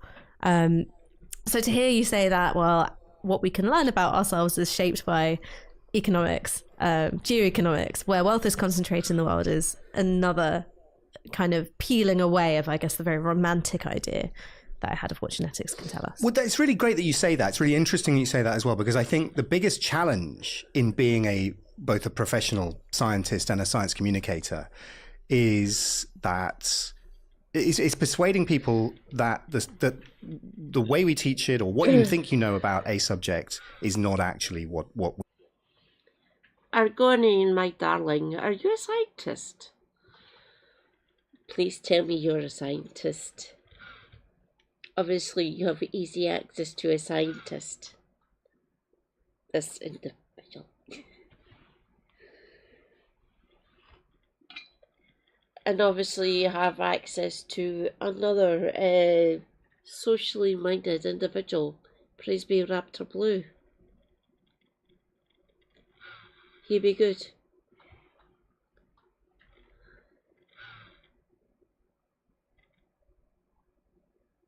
Of course that counts, darling. Of course. Actual scientist. But yes, enthusiastically scientist. Yes, bring it. Thank you. For any science-based questions or human-based health questions, you've got me. Feel free to ask me. I do be kind of knowledgeable in that sort of sphere. we think is true. And we do it in various ways because, you know, in physics, things are very non-experiential. So Brian Cox can point at the planets and say that there's a black hole 13 billion light years away over there. And I have to take his word for it. You do, because we don't know, right? We don't know. That is based on real... Lots of us have brains. Yes, correct. Argonian. Yeah. Praise be for scientists and science enthusiasts, including Blue Room, including Argonian Bum. Quite a lot of us about, isn't there? So we can debunk fucking Donald.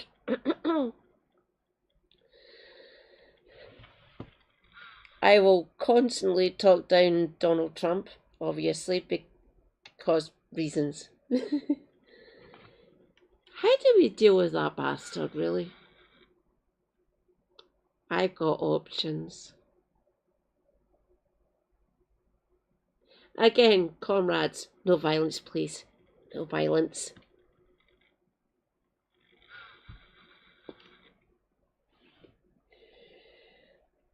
Let's just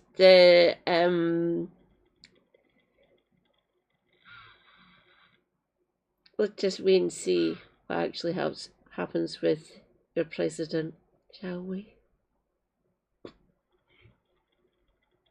Observations, and it probably is true, but it's non-experiential. Or you can say, you know, quantum physics, this table is made of subatomic particles which exist in multiple...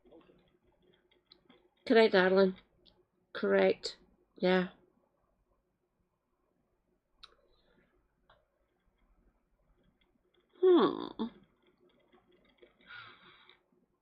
Yes. Our darling is correct, isn't she, Blue Room? Yeah. Oh, please tell me if I misgender you, sweetie. I use she, her for you. If that's incorrect, please tell me. Hopefully, with any fucking luck, we won't need to worry about Donald Trump much longer.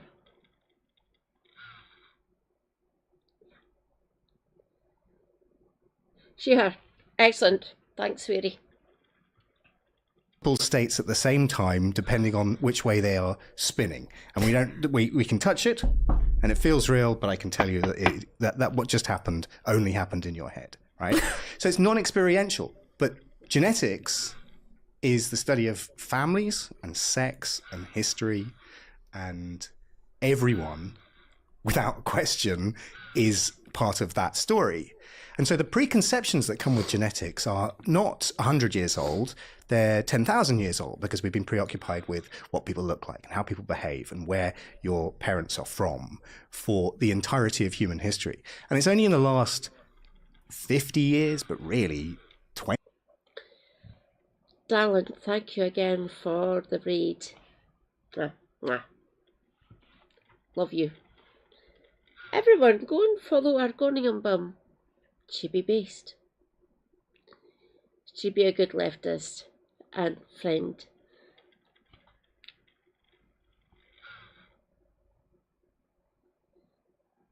Or even 10 years, that the academic study of genetics has begun to overturn the things that we thought were true. So, I mean, this is special pleading. Mm-hmm. All scientists think that their subject is the least well represented in the media. It's like a persecution complex. Yeah, but I think mine is definitely the least well represented. You know, even Adam, sorry, you are incorrect. Mine's is the most... we've got more prevalence now due to the pandemic, but ours was so slighted for decades. I do apologise, Adam, I really do, but yeah, get behind us, the virologists and parasitologists, really. Sorry.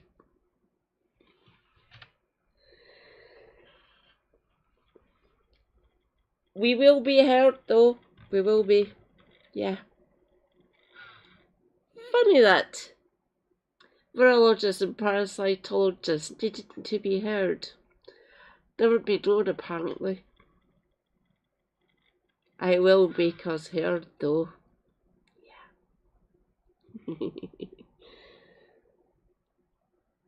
Yeah. The simplification idea is absolutely crucial to this, that we simplify to teach genetics and actually therefore miss most of what's interesting about humans, which is complexity. Well, hearing you describe genetics as the study of sex, family, and history, that seems perhaps more than a little bit influenced by the fact that your father was a psychologist. I mean, that was just pure Freud. I mean, do you think that that has had an impact on your interest in the study of genetics as the point where science and social construct interact? Are you charging £300 an hour for this? Yeah, but the chaise longue is going to be brought in at any minute. Well, the interesting thing about so my dad definitely inculcated a love of science, but he was definitely not a Freudian. And when he retired, he did say to me, before we started recording, we were talking about The Simpsons. Mm-hmm. He said a line in his retirement speech, which is actually from The Simpsons, which is, when you're right 51% of the time, you're wrong 49% of the time. And I think that's a nice assessment of the successes and failures of psychology as an academic discipline. So the love of science comes... If you need to go and say hi to Maple and Carol, no shade to you, Blue Room, whatsoever. I will be here, obviously.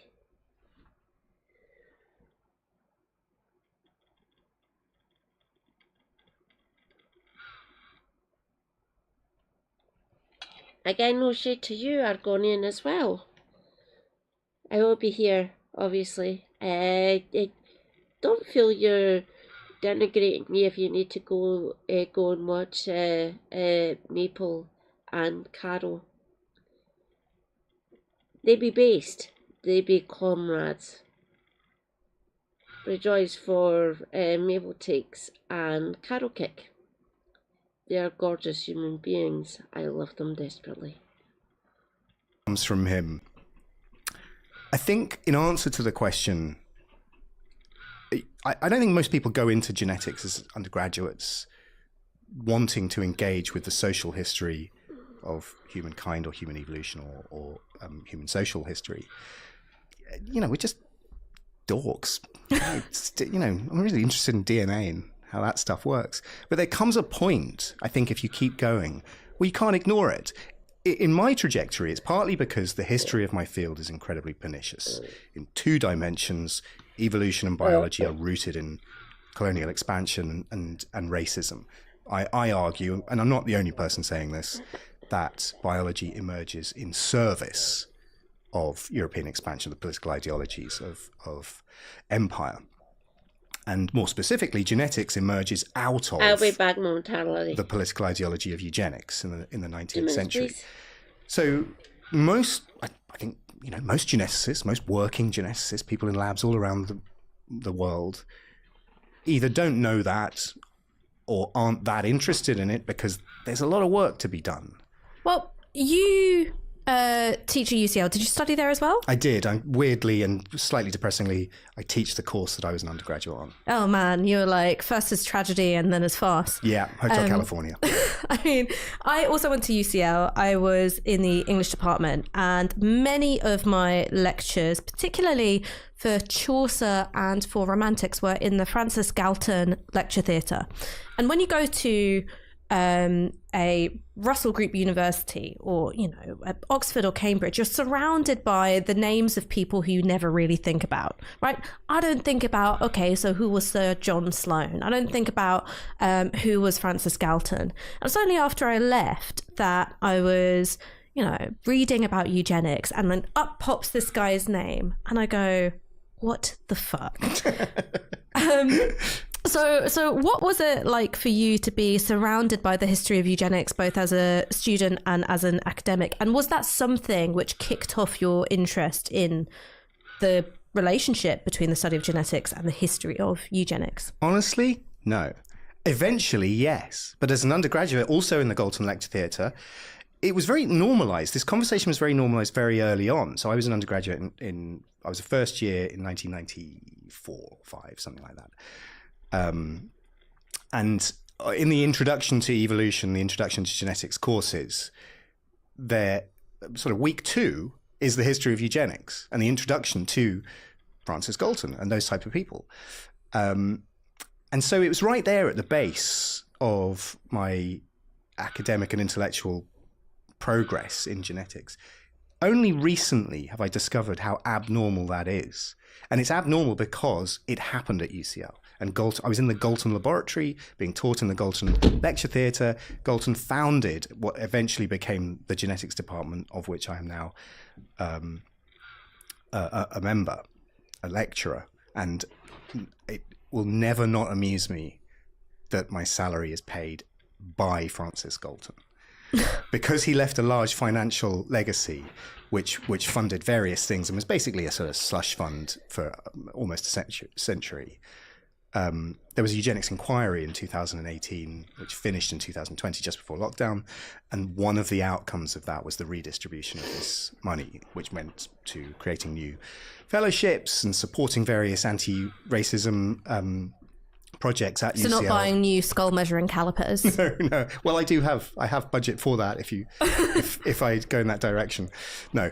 But they also redistributed to create a new lectureship, which is my position, which is genetics in society. So for the uninitiated viewer, what is eugenics and how did it come about? So the way I frame eugenics is that it's a way of thinking that it predates the existence of the word and Francis Galton by several thousand years. So it's the idea that you can shape or mold society for the better by selective breeding, by pairing people who you think have desirable qualities, or culling babies that you think have undesirable qualities. And it's an ancient idea. It's first described in the Western canon in Republic. In books 5 and 6, he talks about marriage festivals for the maintenance of good quality people in society, gold standard women to be matched with gold standard men. No poet. Listen to this bit from Ash, by the way. As well. He wanted to exclude all poets from his ideal republic, did Plato. He thought they were liars. Because they're liars? I didn't know that. Right, to exclude them from society. Yep, so if you are making ideal partnerships, poets wouldn't be a part of it. I don't know if being a poet's a hereditary trait, but... Well, I mean, I can... This is probably not the time to discuss this, but I can see that argument. We can talk about that some other time. No, so an old idea. And as far as we can tell, this... Rejoice, your lass has actually read Republic. Plato, get wrecked. Thanks. It's delightful, that book, by the way. Especially the marriage festivals. Dear God.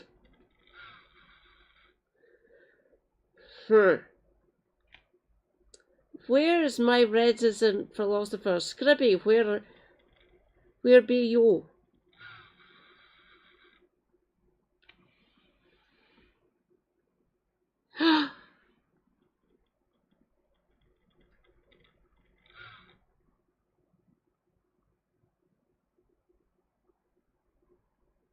Rejoice, comrades. Mr. the Brazen. Hi, John. Hi, John. John, have you read Plato? If you haven't, don't worry. I won't slate you for it, of course. To anyone in the audience, if you have read Plato, please shout out. I have read Plato. Would I recommend Plato to anyone? Maybe it's aye, maybe it's no. Plato, my comrade, Plato. No, I would try to recommend Plato to you, but forget. Is it really necessary for anyone to read Plato?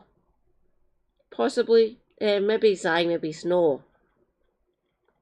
Each to your own, really, at this point, especially where Plato's concerned. How are you tonight, John? Praise be. John the Brazen. He be based. He be a Green Party member, like myself. Hi, John. This idea exists either theoretically or in practice in pretty much every culture all around the world for as long as there have been humans. I mean, aristocracy is a form of eugenics when you think about it. It kind of is. It absolutely is. I'm kind of, I've ended up being someone who's quite opposed to sort of taxonomic definitions and classifications for various reasons, which we might get into later. You're not wrong, John. You're not wrong. I'm pretty sure that Jacob has actually read Plato and Socrates and Gorgias as well, probably. I still despise the bastard for many, many reasons, but yeah, I'm pretty sure he's read Plato.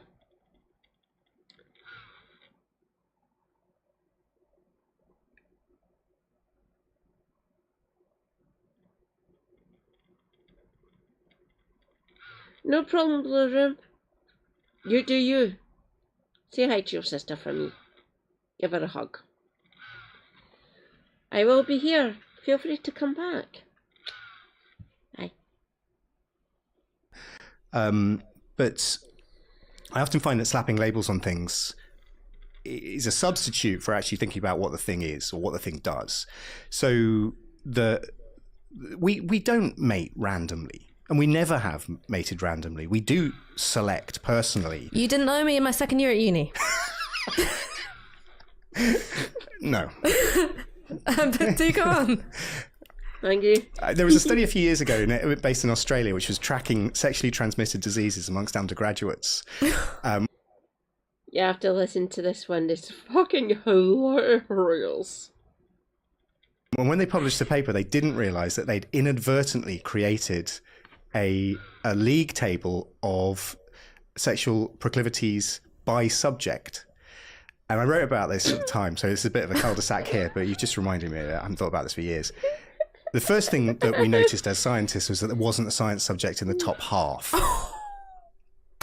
Was history of art top? No, history was top. History was top? Yeah, English was second. Of course it was. And psychology was top of science, and it's barely a science. Evolution was next, so I was quite pleased about that. Okay. Biochemistry bottom. That doesn't surprise me. Anyway, we don't mate randomly is the thought that I was having. So we do. Thanks, John.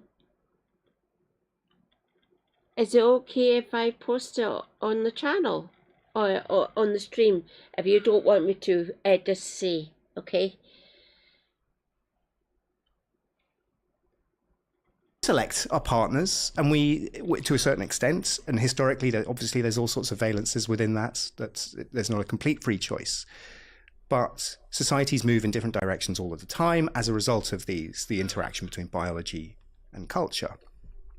What eugenics was formalized as a science in the 19th century, but what the idea behind it, the way of thinking of eugenics, is that we should steer, the powerful should steer society in particular directions using that framework in a top-down way.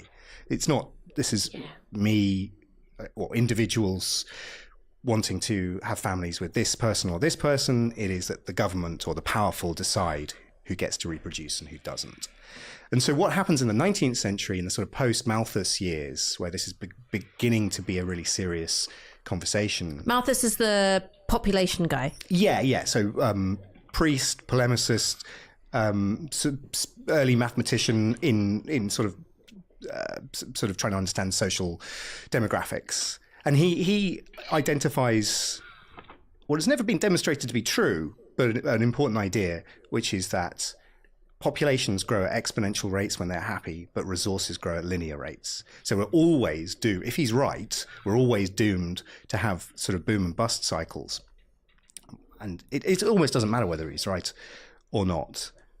But in the 19th century, in the wake of the Industrial Revolution and with colonial expansion and mass immigration and urbanization, and which means a much more visible poor, the transfer of responsibility of poor people and people at the bottom of the socioeconomic scale from the church with the Tudor Poor Laws to the state was something that was happening with various acts with names like the Madhouse Act and the Lunatic Act, and then by the Edwardian period, the Mental Deficiencies Act.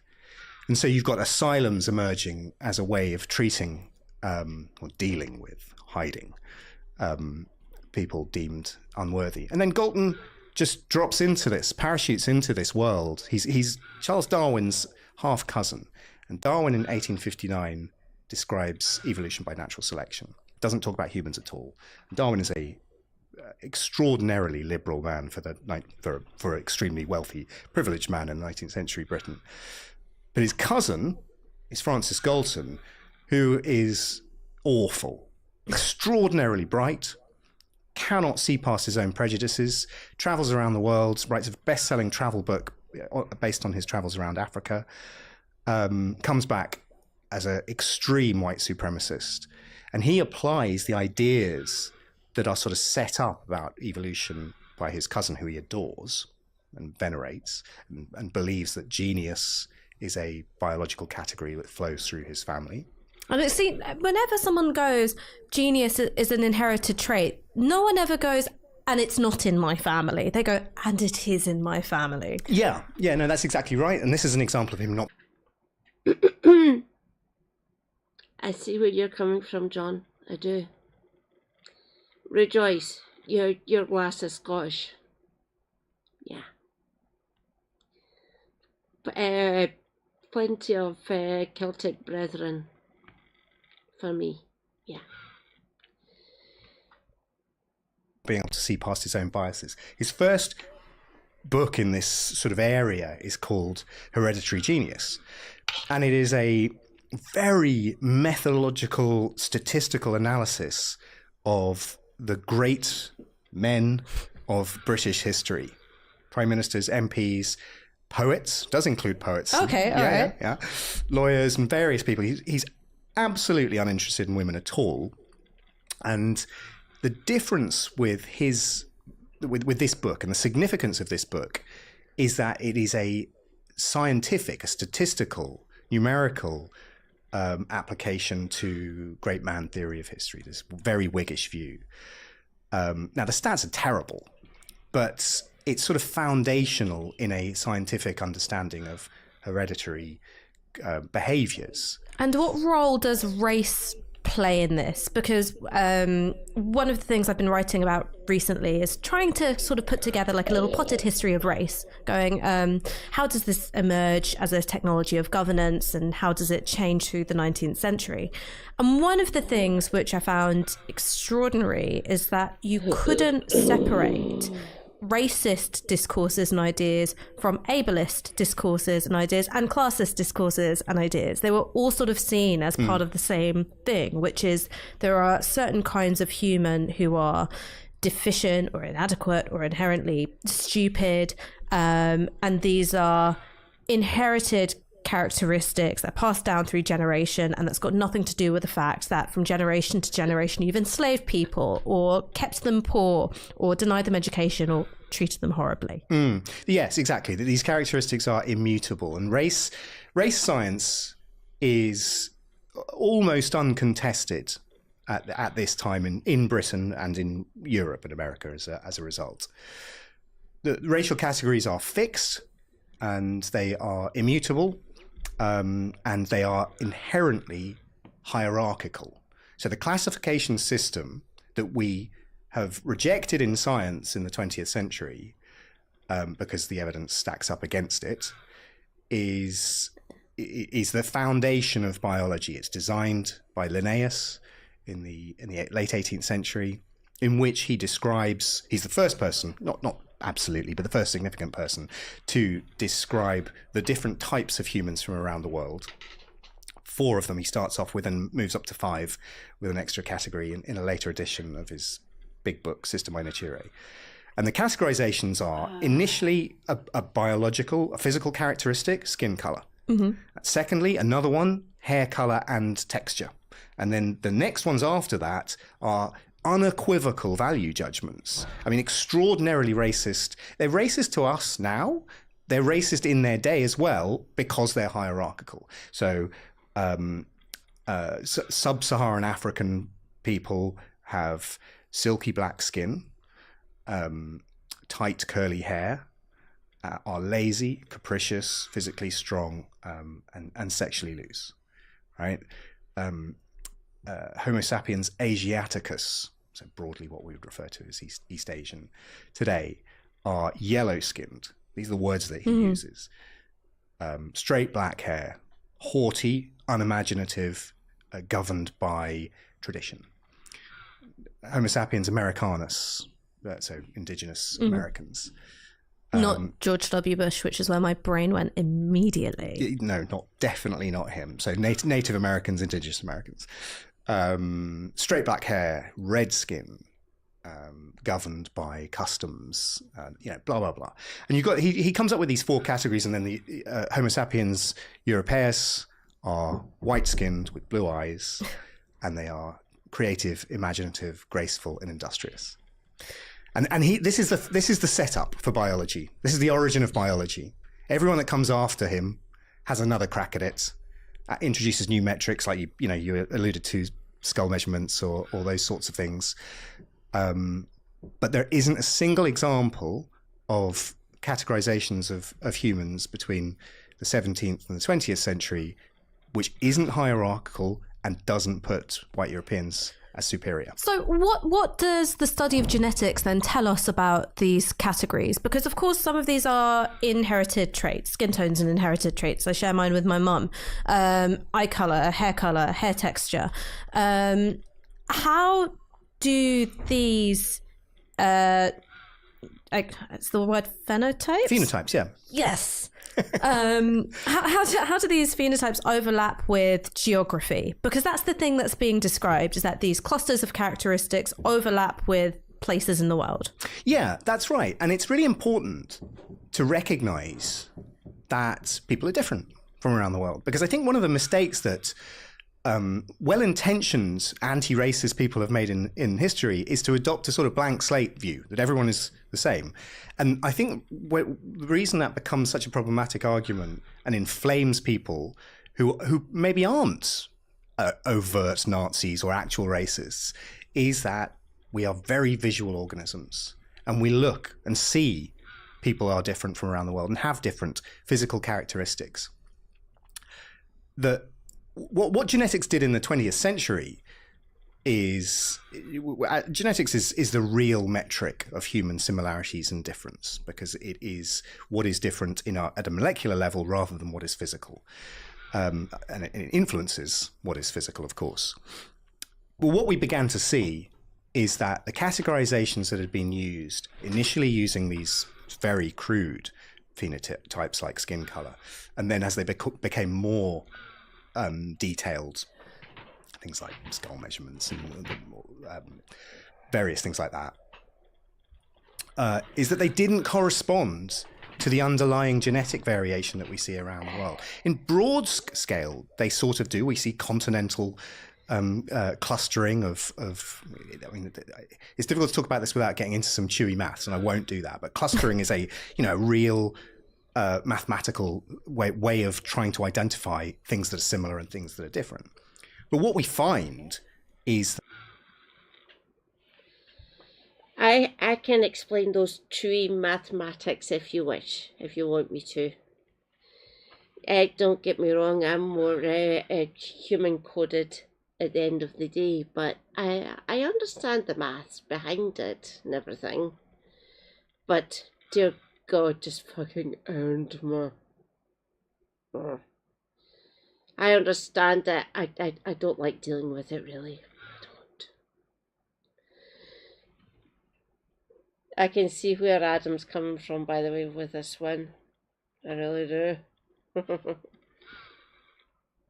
that there are some broad similarities around the world in terms of genetic clustering, and largely, very broadly, they correspond to continental landmasses. But beyond that, the way we talk about race does not correspond with genetic variability. I mean, this is going to sound really thick, but I went to Mexico on holiday last year and it was amazing. But I went to Mexico on holiday and I was traveling around in the south, and I kept walking into people who looked just like me. So same skin tone, same hair texture. The thing that was different is that they tended to have more aquiline noses rather than squidgy Bengali ones. But I was walking down the road in San Cristobal and I literally collided with a man who was the dead spit of my uncle. Dead spit. And I gawped at this poor guy and he was like, is this girl okay?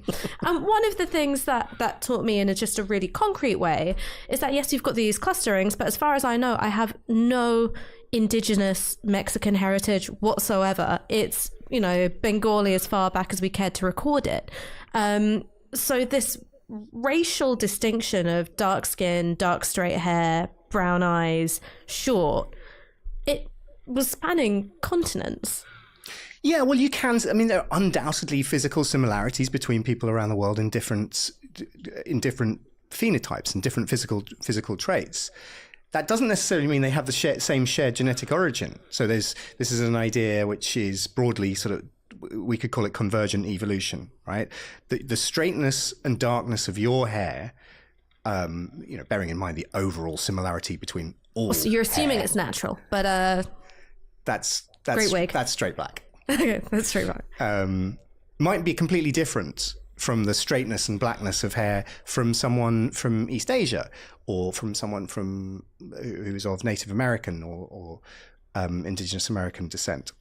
I don't know that, but I'm quite happy to say that, and because that sort of variation. Get furious hairdressers in the comments being like, actually. But they get furious about anything though. They get so angry about things that are intuitively what they don't think is true, or they do think is true that I'm countering. This is the point that we were talking about earlier. It's that experiential thing that, the example I sometimes give is that I know you said you dropped biology as soon as you could, but do you remember eye color?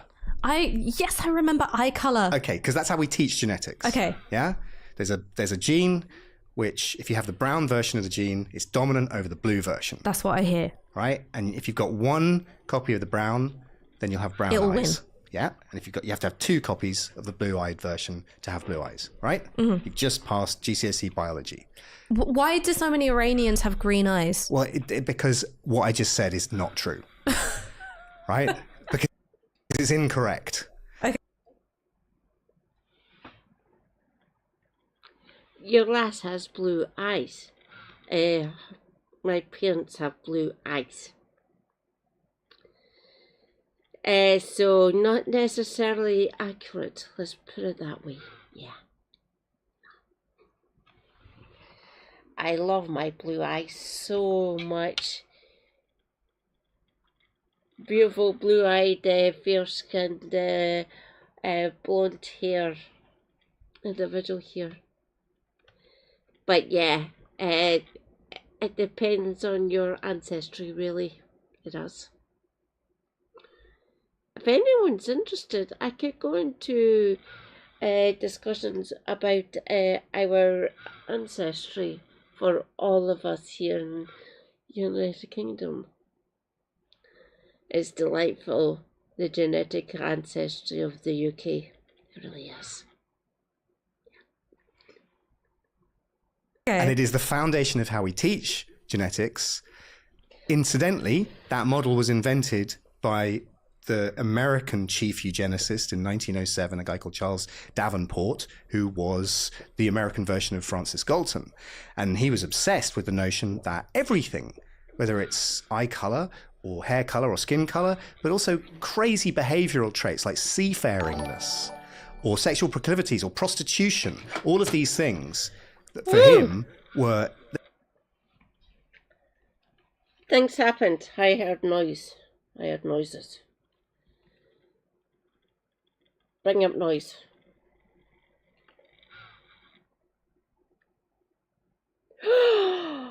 Rejoice!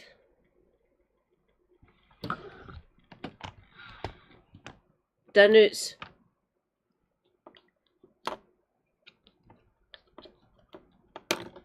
Ah! Hella, stay there. God damn it. There we go. Rejoice. Donuts. Hi, Donuts. Thank you for the follow, Frisbee. They worked in exactly the same way as eye color genetics does. And you just pointed out by saying that Iranian thing about green eyes, what the problem with it is. There aren't two eye colors. There isn't one gene which dominates the control of eye colors. There are at least 15. There's a third gene. So there's the blue and brown version of the same gene. There's also a green gene which it heavily influences green eyes. And the truth of the matter is that the model I just described, the Mendelian view of genetics, is more like a guideline. I mean, so let's say, I mean, I hate to break it to you. I mean, we're all going to die, and it's going to happen to you one day too. But you know, the archaeologists of the future, they dig you up and they test your DNA. Would they be able to accurately put together how you would have looked? Because one of the things that the internet racists love to say to me is, well, you say you're English, but when you die and they dig you up, they'll be able to say that you weren't because they tested you genetically. Well, if you die with your passport on you, then that's the end of that question. If right? I die with like the lyrics to England Till I Die in my back pocket, I don't know. This is the thing that the internet racists don't get, which is that these things, nationality is a social construct, right? Borders are social constructs. You're English because you have an English. You were born in. Were you born in England? I was. Well, then you're English. And more to the point, I'm English because I'm emotionally repressed. I can't comment on that, although I'm sure there's a genetic component to it. But this is the sort of central pillar of all of my work about eugenics. I'm Scottish, so I'm socially repressed? No, I'm not. I'm a shouty Scottish woman, oddly enough. Hi. Can anyone hear me?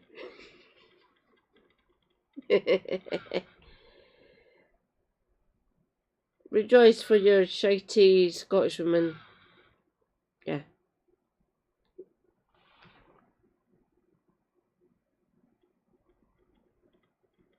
Oh, she did say English, yeah. I'm just saying, yeah, a shouty Scottish woman.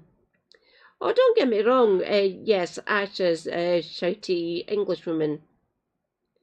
Praise be Ash.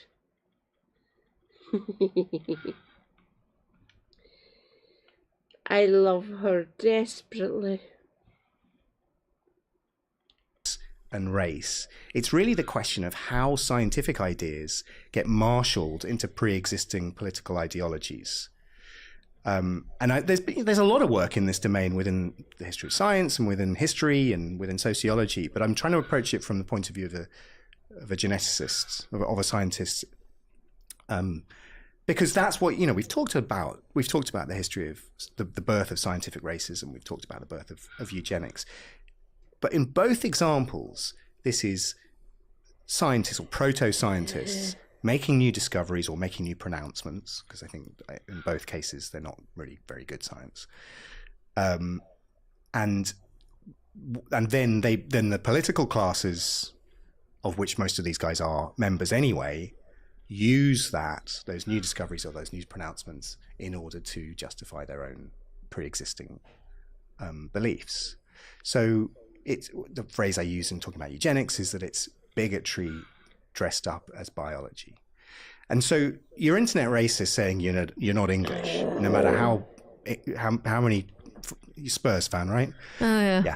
So no matter how much you claim to be a football fan, no matter how much what you sound like or however English you feel you are, you're not English. But I mean, can you reliably reconstruct who someone was through genetics, or can you only get likelihoods? Like, this person was, 40% likely to taste coriander like it's soap. Yeah. Yeah.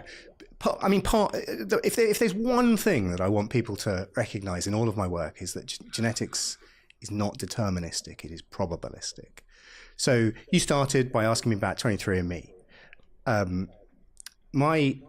The gene, the brown blue-eyed gene, the version that I've got, if you look at a population, 69% of people with the version that I've got have brown eyes, right? So that's 2/3 of people with that genotype have this phenotype. Now, of course, I know I have brown eyes because mirrors, right? I didn't need to pay for that service.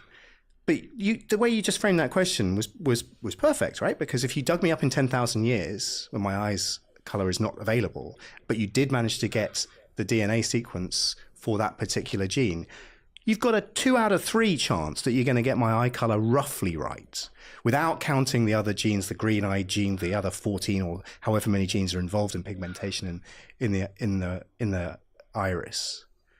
So, yeah, probabilistically, you could make a decent fist at saying it's more than 50% likely that this guy had brown eyes. But you wouldn't bet the farm on that, though, would you? I mean, so then how did you feel about the Cheddar Man reconstruction? Because obviously it was a massive news story. The reconstruction of the Cheddar Man was he's got dark skin and he looks like the South Asian girls who have the blue contacts. It's startling.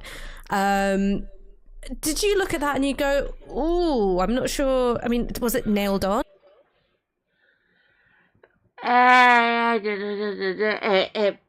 Blue. Both my sisters also blue eyes. Mum blue eyes. Stepdad green hazel eyes. My NB sweetie hazel coloured eyes.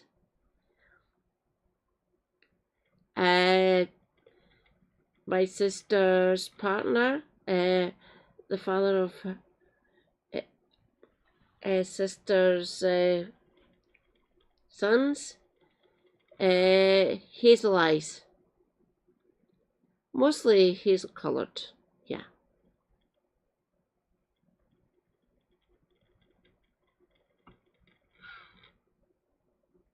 So both my parents are blue eyes, same as me. Both my sisters, same as me. Yeah.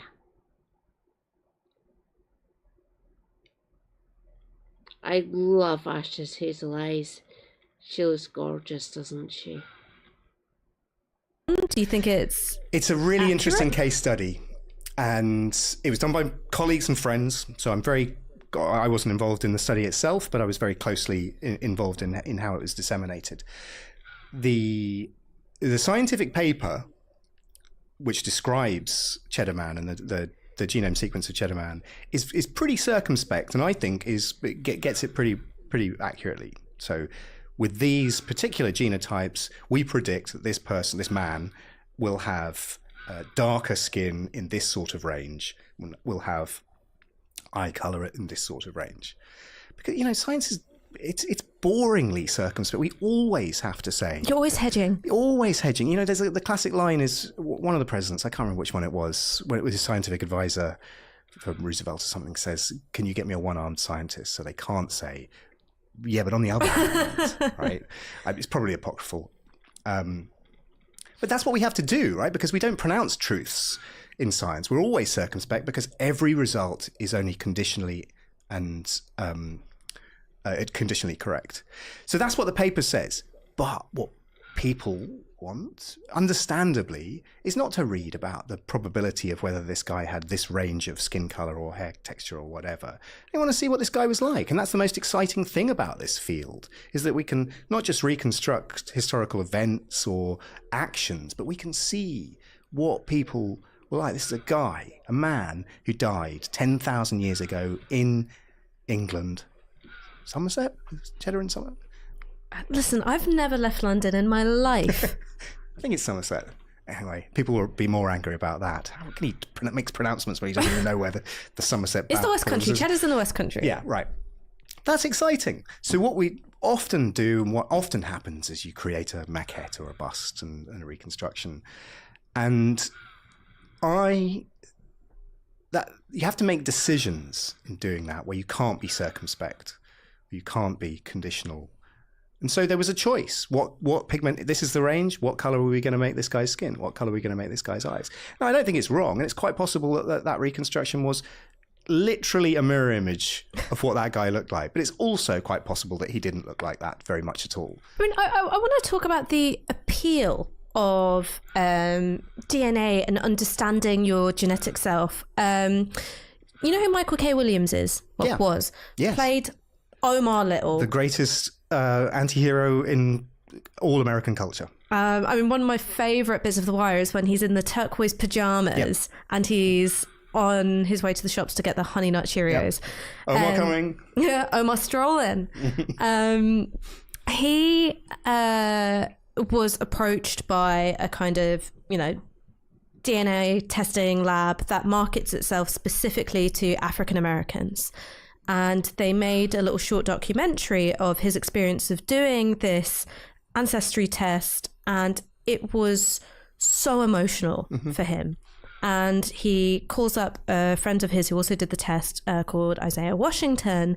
And it just so happens that they both could trace some heritage back to a particular tribe in Senegal. And it is undoubtedly just this powerful moment, and they're both crying, they're both saying, "I knew we were brothers." And I found myself feeling quite uncomfortable about it, because on the one hand, this is so clearly important to them, and who am I to say this is a load of horseshit? But on the other, I found something, when you look at how it's sort of measured, it's like, 1 out of 32 ancestors. I was like, but this is as much of a story as the one African Americans had to create for themselves after the displacement and the trauma and the huge cultural, psychological, political break that was the experience of slavery. Yeah. I write about this in one of my books, How to Argue with a Racist, because I think it is incredibly hard to process this. I think it's exploitation. The fact that some of those companies are owned by African Americans doesn't make this an easier conversation. The desire for narrative satisfaction, I think, is the main fuel for all of these ancestry companies, not just the ones targeting the African American descendants of the enslaved experience. But the descendants of the enslaved is a special case because there is no history. Their history was erased. And the history of the transatlantic slave routes is that up to 12 million people taken from 4, possibly 5, just maybe 6 countries. and mixed en route and then redistributed. Well, half of them died in transit, but traded all of their ancestry, completely lost, never recorded. And then the American story is also such that once African people are in the Americas, although I'm mostly talking about the USA, they are redistributed and sold, and the sexual history and the family history of the African American experience is unique because of that process, which means that the average African American genome is very distinct from the African genomes from which they were taken. Now, you couple that with the fact that there is more genetic diversity within the African continent than in the rest of the world put together, which means that, on average, someone from Senegal is more different genetically to someone from Angola than either of those people are to anyone else on the rest of the planet. And that's just what the genetics says. So I know this is quite a brain scrambling concept. No, I'm with you. But this is one of the problems with the earlier conversation about how we categorize people. We say black people, right? Because Linnaeus said black people, Homo sapiens Afa or Africanus. But actually, it's a completely incoherent biological category because of the amount of genetic diversity that exists in people from who are in Africa or from the African diasporas.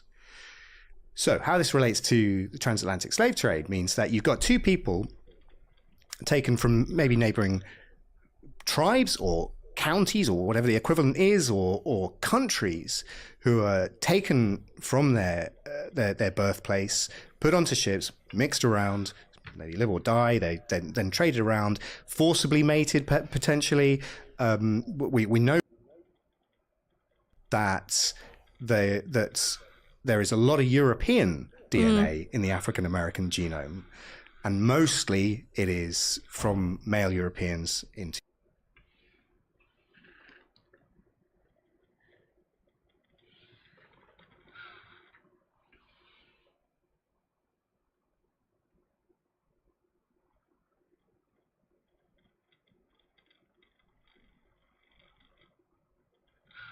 I'm brave and I'm strong, I'm the eldest of three. If you want a leader, it's got to be me. Well, I am the youngest and I don't mean to boast, but I am the one that our parents love most. Make way, here comes the middle child who always keeps the peace. She's attention-seeking and a drama queen.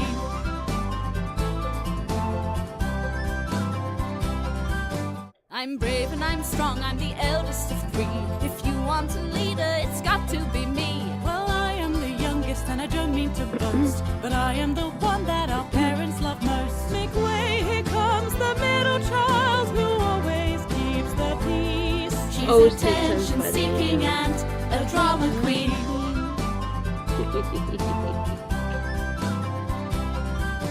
I'm brave and I'm strong, I'm the eldest of three. If you want a leader, it's got to be me. Well, I am the youngest and I don't mean to boast, but I am the one that our parents love most. Make way, here comes the middle child who always keeps the peace. She's attention-seeking and a drama queen.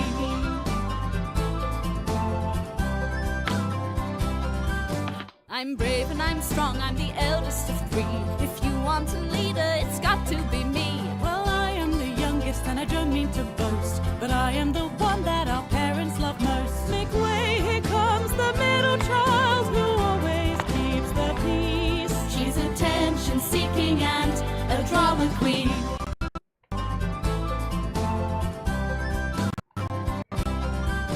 I'm brave and I'm strong, I'm the eldest of three.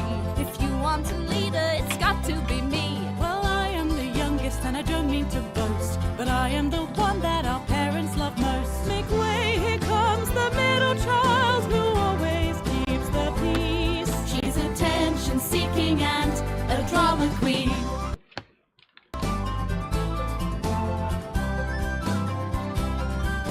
I'm brave and I'm strong, I'm the eldest of three. If you want a leader, it's got to be me. Well, I am the youngest youngest and I don't mean to boast, but I am the one that our parents love most. Make way, here comes the middle child who always keeps the peace. She's attention-seeking and a drama queen.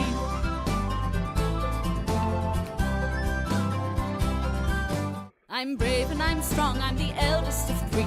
If you want a leader, it's got to be me. Well, I am the youngest and I don't mean to boast, but I am the one that our parents love most. Make way, here comes the middle child who always keeps the peace. She's attention-seeking and a drama queen.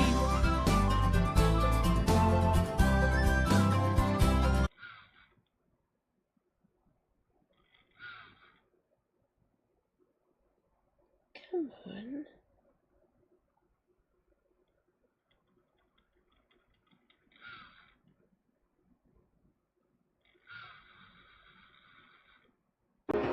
You're the light, you're the night, you're the color of my blood.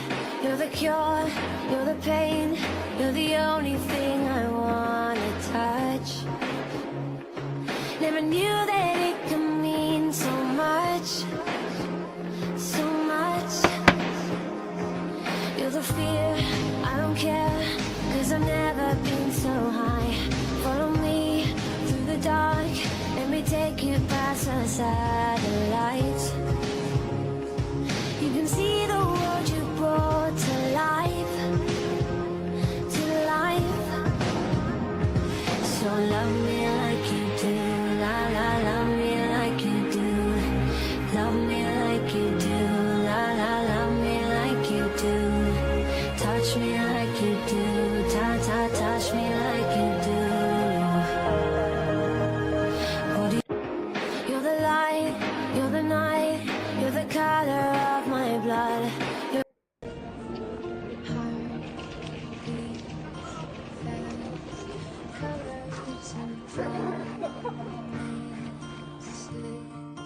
how to be brave, how can I love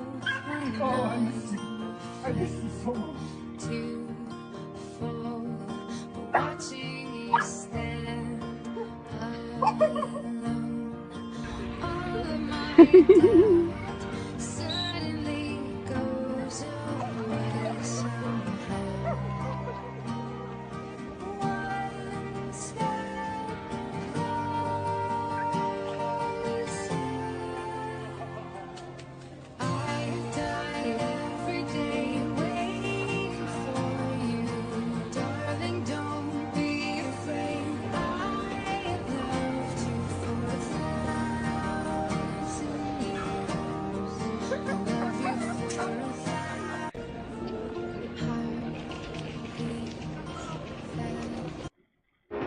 You're the light, you're the night, you're the color of my blood. You're the cure, you're the pain, you're the only thing I wanna touch. Never knew that it could mean so much, so much. You're the fear, I don't care, 'cause I've never been so high. Follow me through the dark, let me take you past the satellites. You can see the world you brought to life, to life. So love me like you do, la la, love me like you do.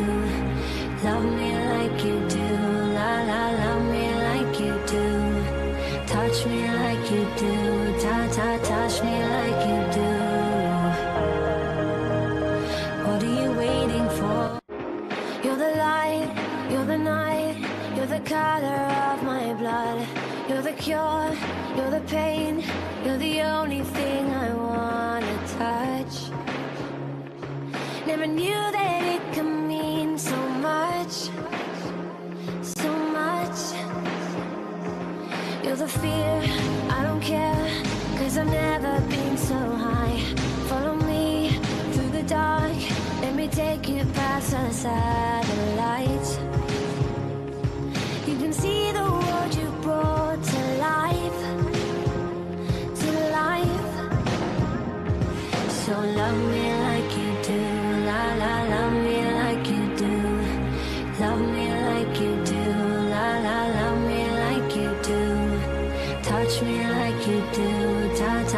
touch me like you do.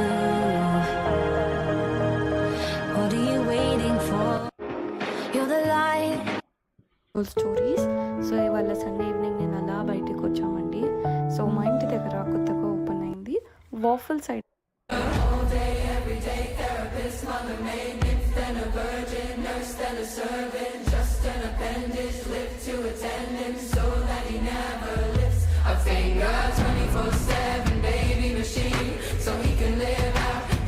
Fence dreams. It's not an act of love if you make a whole day, every day therapist, mother maid, nymph, then a virgin, nurse, then a servant, just an appendage, lift to attendance. So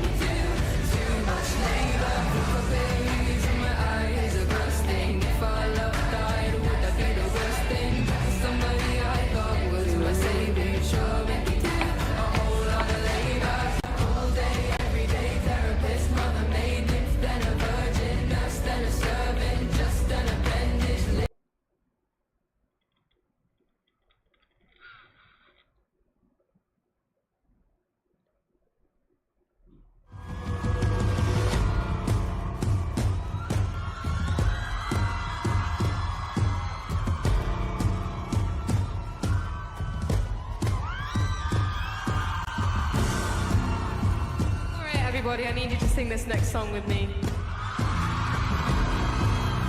You ready?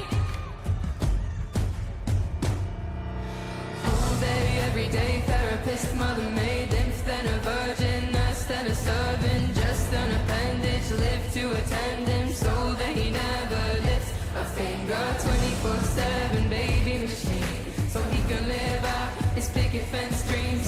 It's not an act of love if you make her, you make me too much labor. Why are you hanging on so tight to the roof that I'm hanging from? Off this island, this was an escape plan. Carefully timed it, so let me go and dive into the waves below. Who tends the orchards? Who fixes up the gables? Emotional torture from the head of your high table.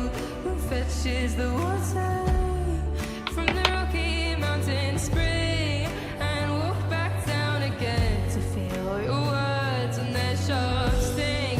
And what? And I'm getting fucking tired. The capillaries in my eyes are bursting. If our love died, would that be the worst thing? For somebody I thought was my savior, sure made me do a whole lot of labor. The callous skin on my hands is cracking. If our love ends, would that be a bad thing? And the silence won't solve the chamber. You made me labor. Apologies from my tongue, and never yours. Busy lapping from flowing cup and stabbing with your fork. I know you're a smart man and weaponize the false incompetence. It's dominance under a guise. If we had a daughter, I'd watch and could not save her. The emotional torture from the head of your high table. She'd do what you told her. She'd meet the same cruel fate. So now I've gotta run so I can undo this mistake. At least I've gotta try. The capillaries in my eyes are bursting. If our love died, would that be the worst thing? Somebody I thought was my savior sure made me do a whole lot of labor. The callous skin on my hands is cracking. If our love ends, would that be a bad thing? And the silence haunts the chamber. You made me do. Alright, in a minute I need you to get even louder if that is possible.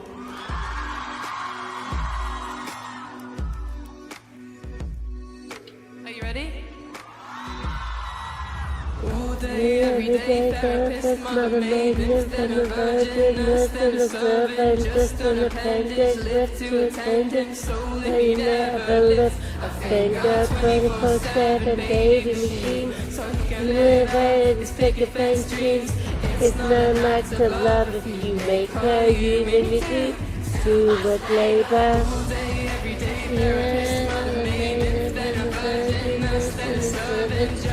Dependent with to attendant, so they never lift a finger. 24/7 baby machine.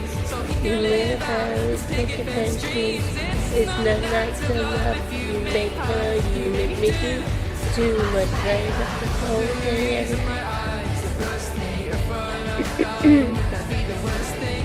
Somebody I thought was my savior sure made me do a whole lot of labor. The callous skin on my hands is cracking. If our love ends, would that be a bad thing?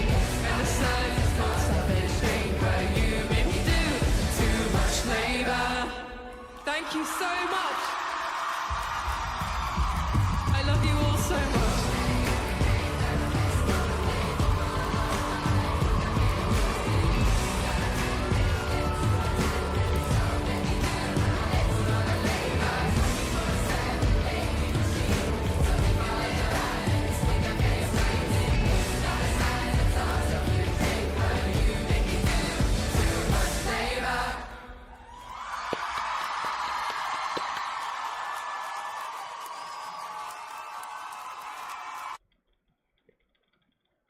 Rejoice.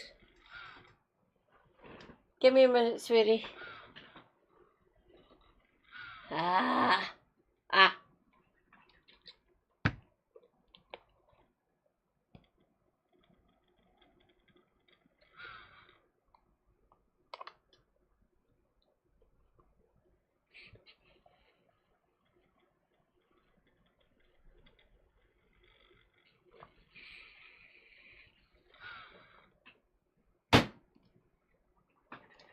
Rejoice, the main mod. Hi, darling.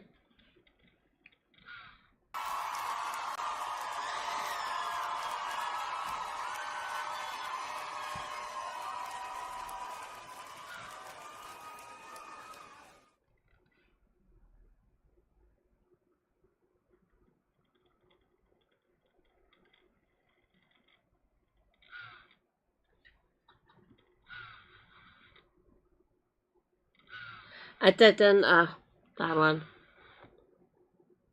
I'm better now, by the way. Yeah.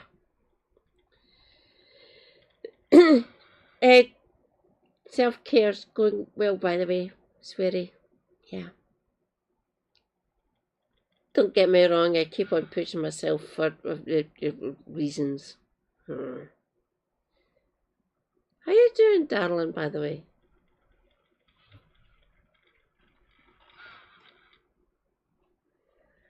Ah.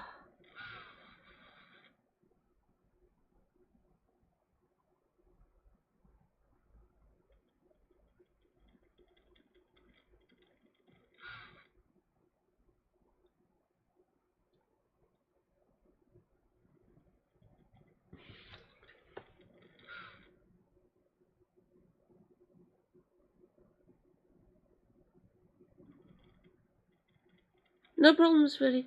No problem.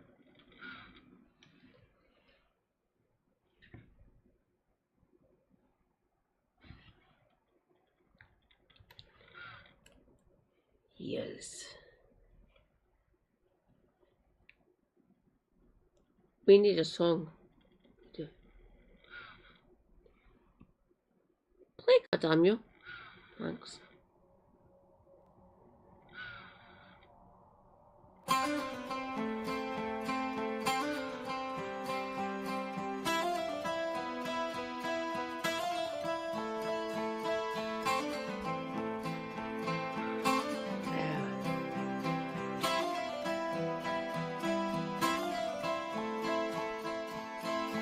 We're standing here by the abyss, and the world is in flames.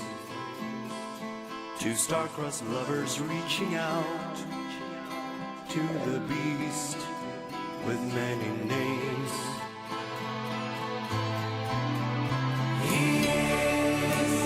He's the shining in the light without whom I cannot see. And he is insurrection, he's spite, he's the force that made me be. He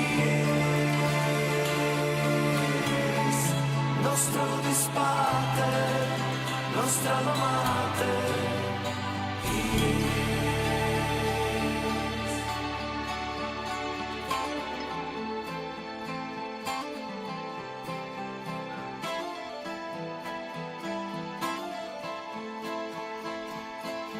We're hiding here inside the dream, and all our doubts are now destroyed.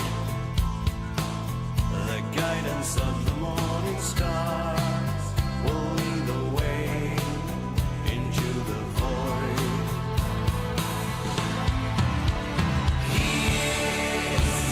He's the shining in the light without whom I cannot see. And insurrection, he is spite, he's the force that made me be. He is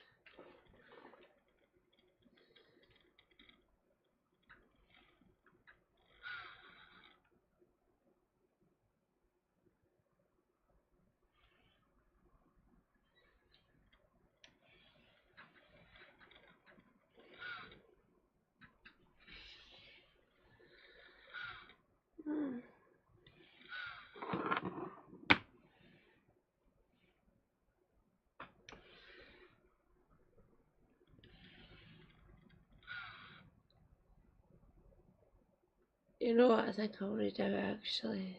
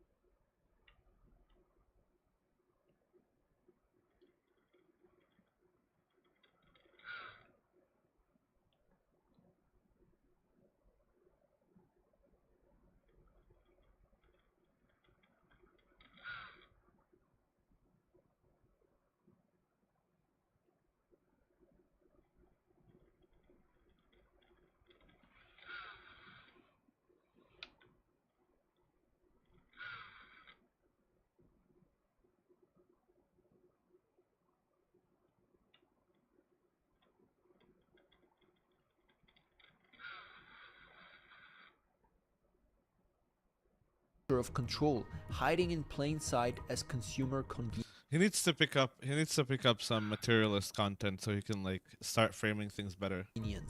Like it is genuinely good information that he's presenting here, right? But like I mean, not the best way to present it. He's not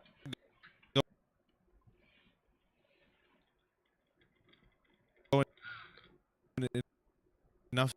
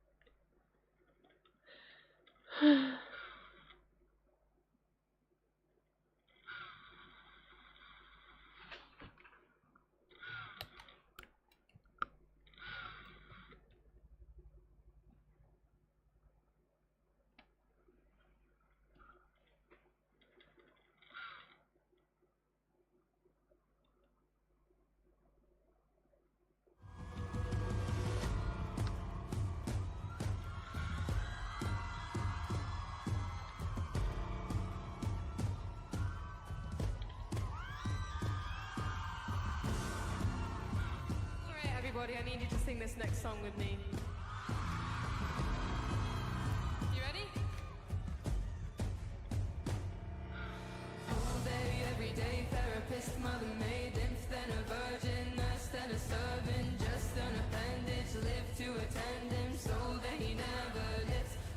got 24/7 baby machine, so he can live out his picket fence dreams. It's not an act of love if you make her, you made me do too much labor. Why are you hanging on so tight to the river of this island? This was an escape plan. So let me go. And dive into the waves below. Who turns the oceans? Who fixes up the cables? Emotional torture from the head of your high table. Who fetches the water from the Rocky Mountain spring and walk back down again to feel your words and their sharp sting? And what?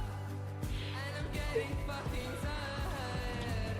The capillaries in my eyes are bursting. If our love died, would that be the worst thing? Somebody I know was Mercedes, sure made me do a whole lot of labor. The callous skin on my hands is blacking. If our love ends, would that be a bad thing? And the silence haunts all the chamber. You made me do too much labor. Apologies for my tongue, and never yours. Busy lapping from flowing cup and stabbing with your fork. I know you're a smart man. I know you're a smart man. And weaponize the foes. Competence dance under guise. Head at the time. A watcher could not save her. There's no torture.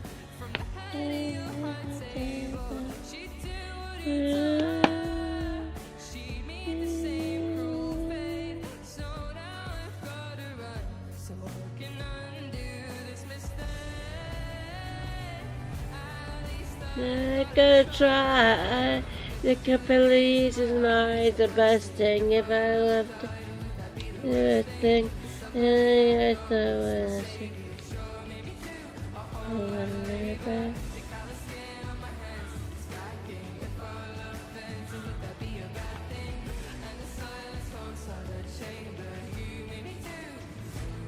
Alright, in a minute I need you to get even louder if that is possible.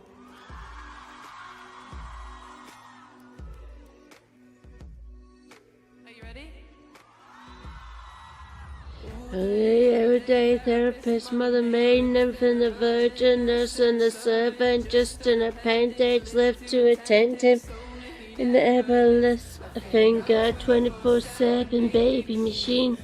You live out his picket fence dreams. It's not an act of love if you make her, you make me do too much labor. The everyday therapist, mother maid, virgin, nurse and a servant, just an appendage left to attend it. We never lives, 24/7 baby machine. You live out his picket fence dreams. An act of love if you make her, you make me do too much labor.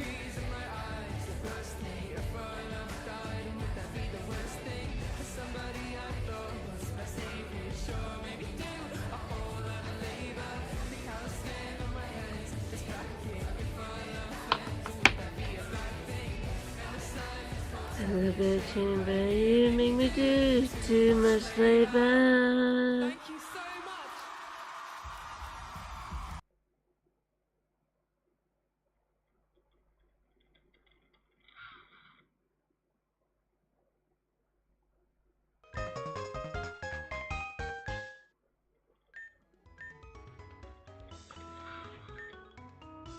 Ooh, Darkesh is in chat.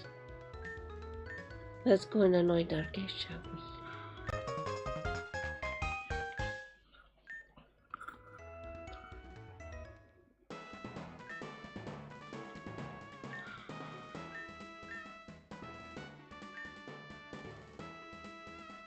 I'll let you Taichi stays, so isn't a full restart? Oh, okay. Jason trainers for the duration of your hours. Take down each one. Remember who beats you gets a badge. Remember team you lost. Unfortunately, get up your position. Nope, you forced to open the gym every day. However, when the gym opens and closes, it's up to you.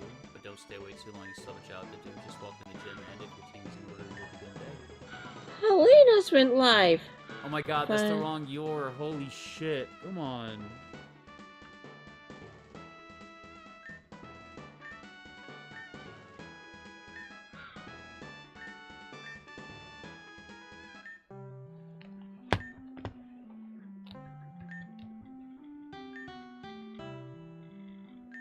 Unless you really love to spook your room.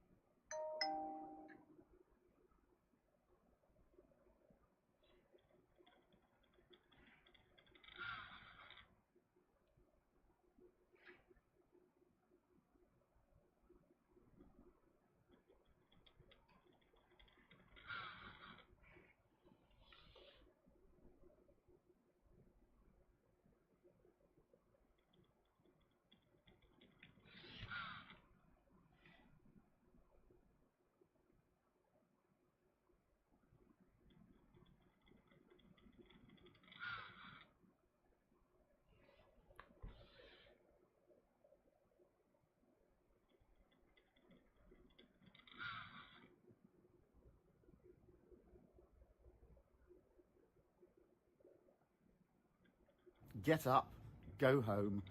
I'm opposed to what you're doing.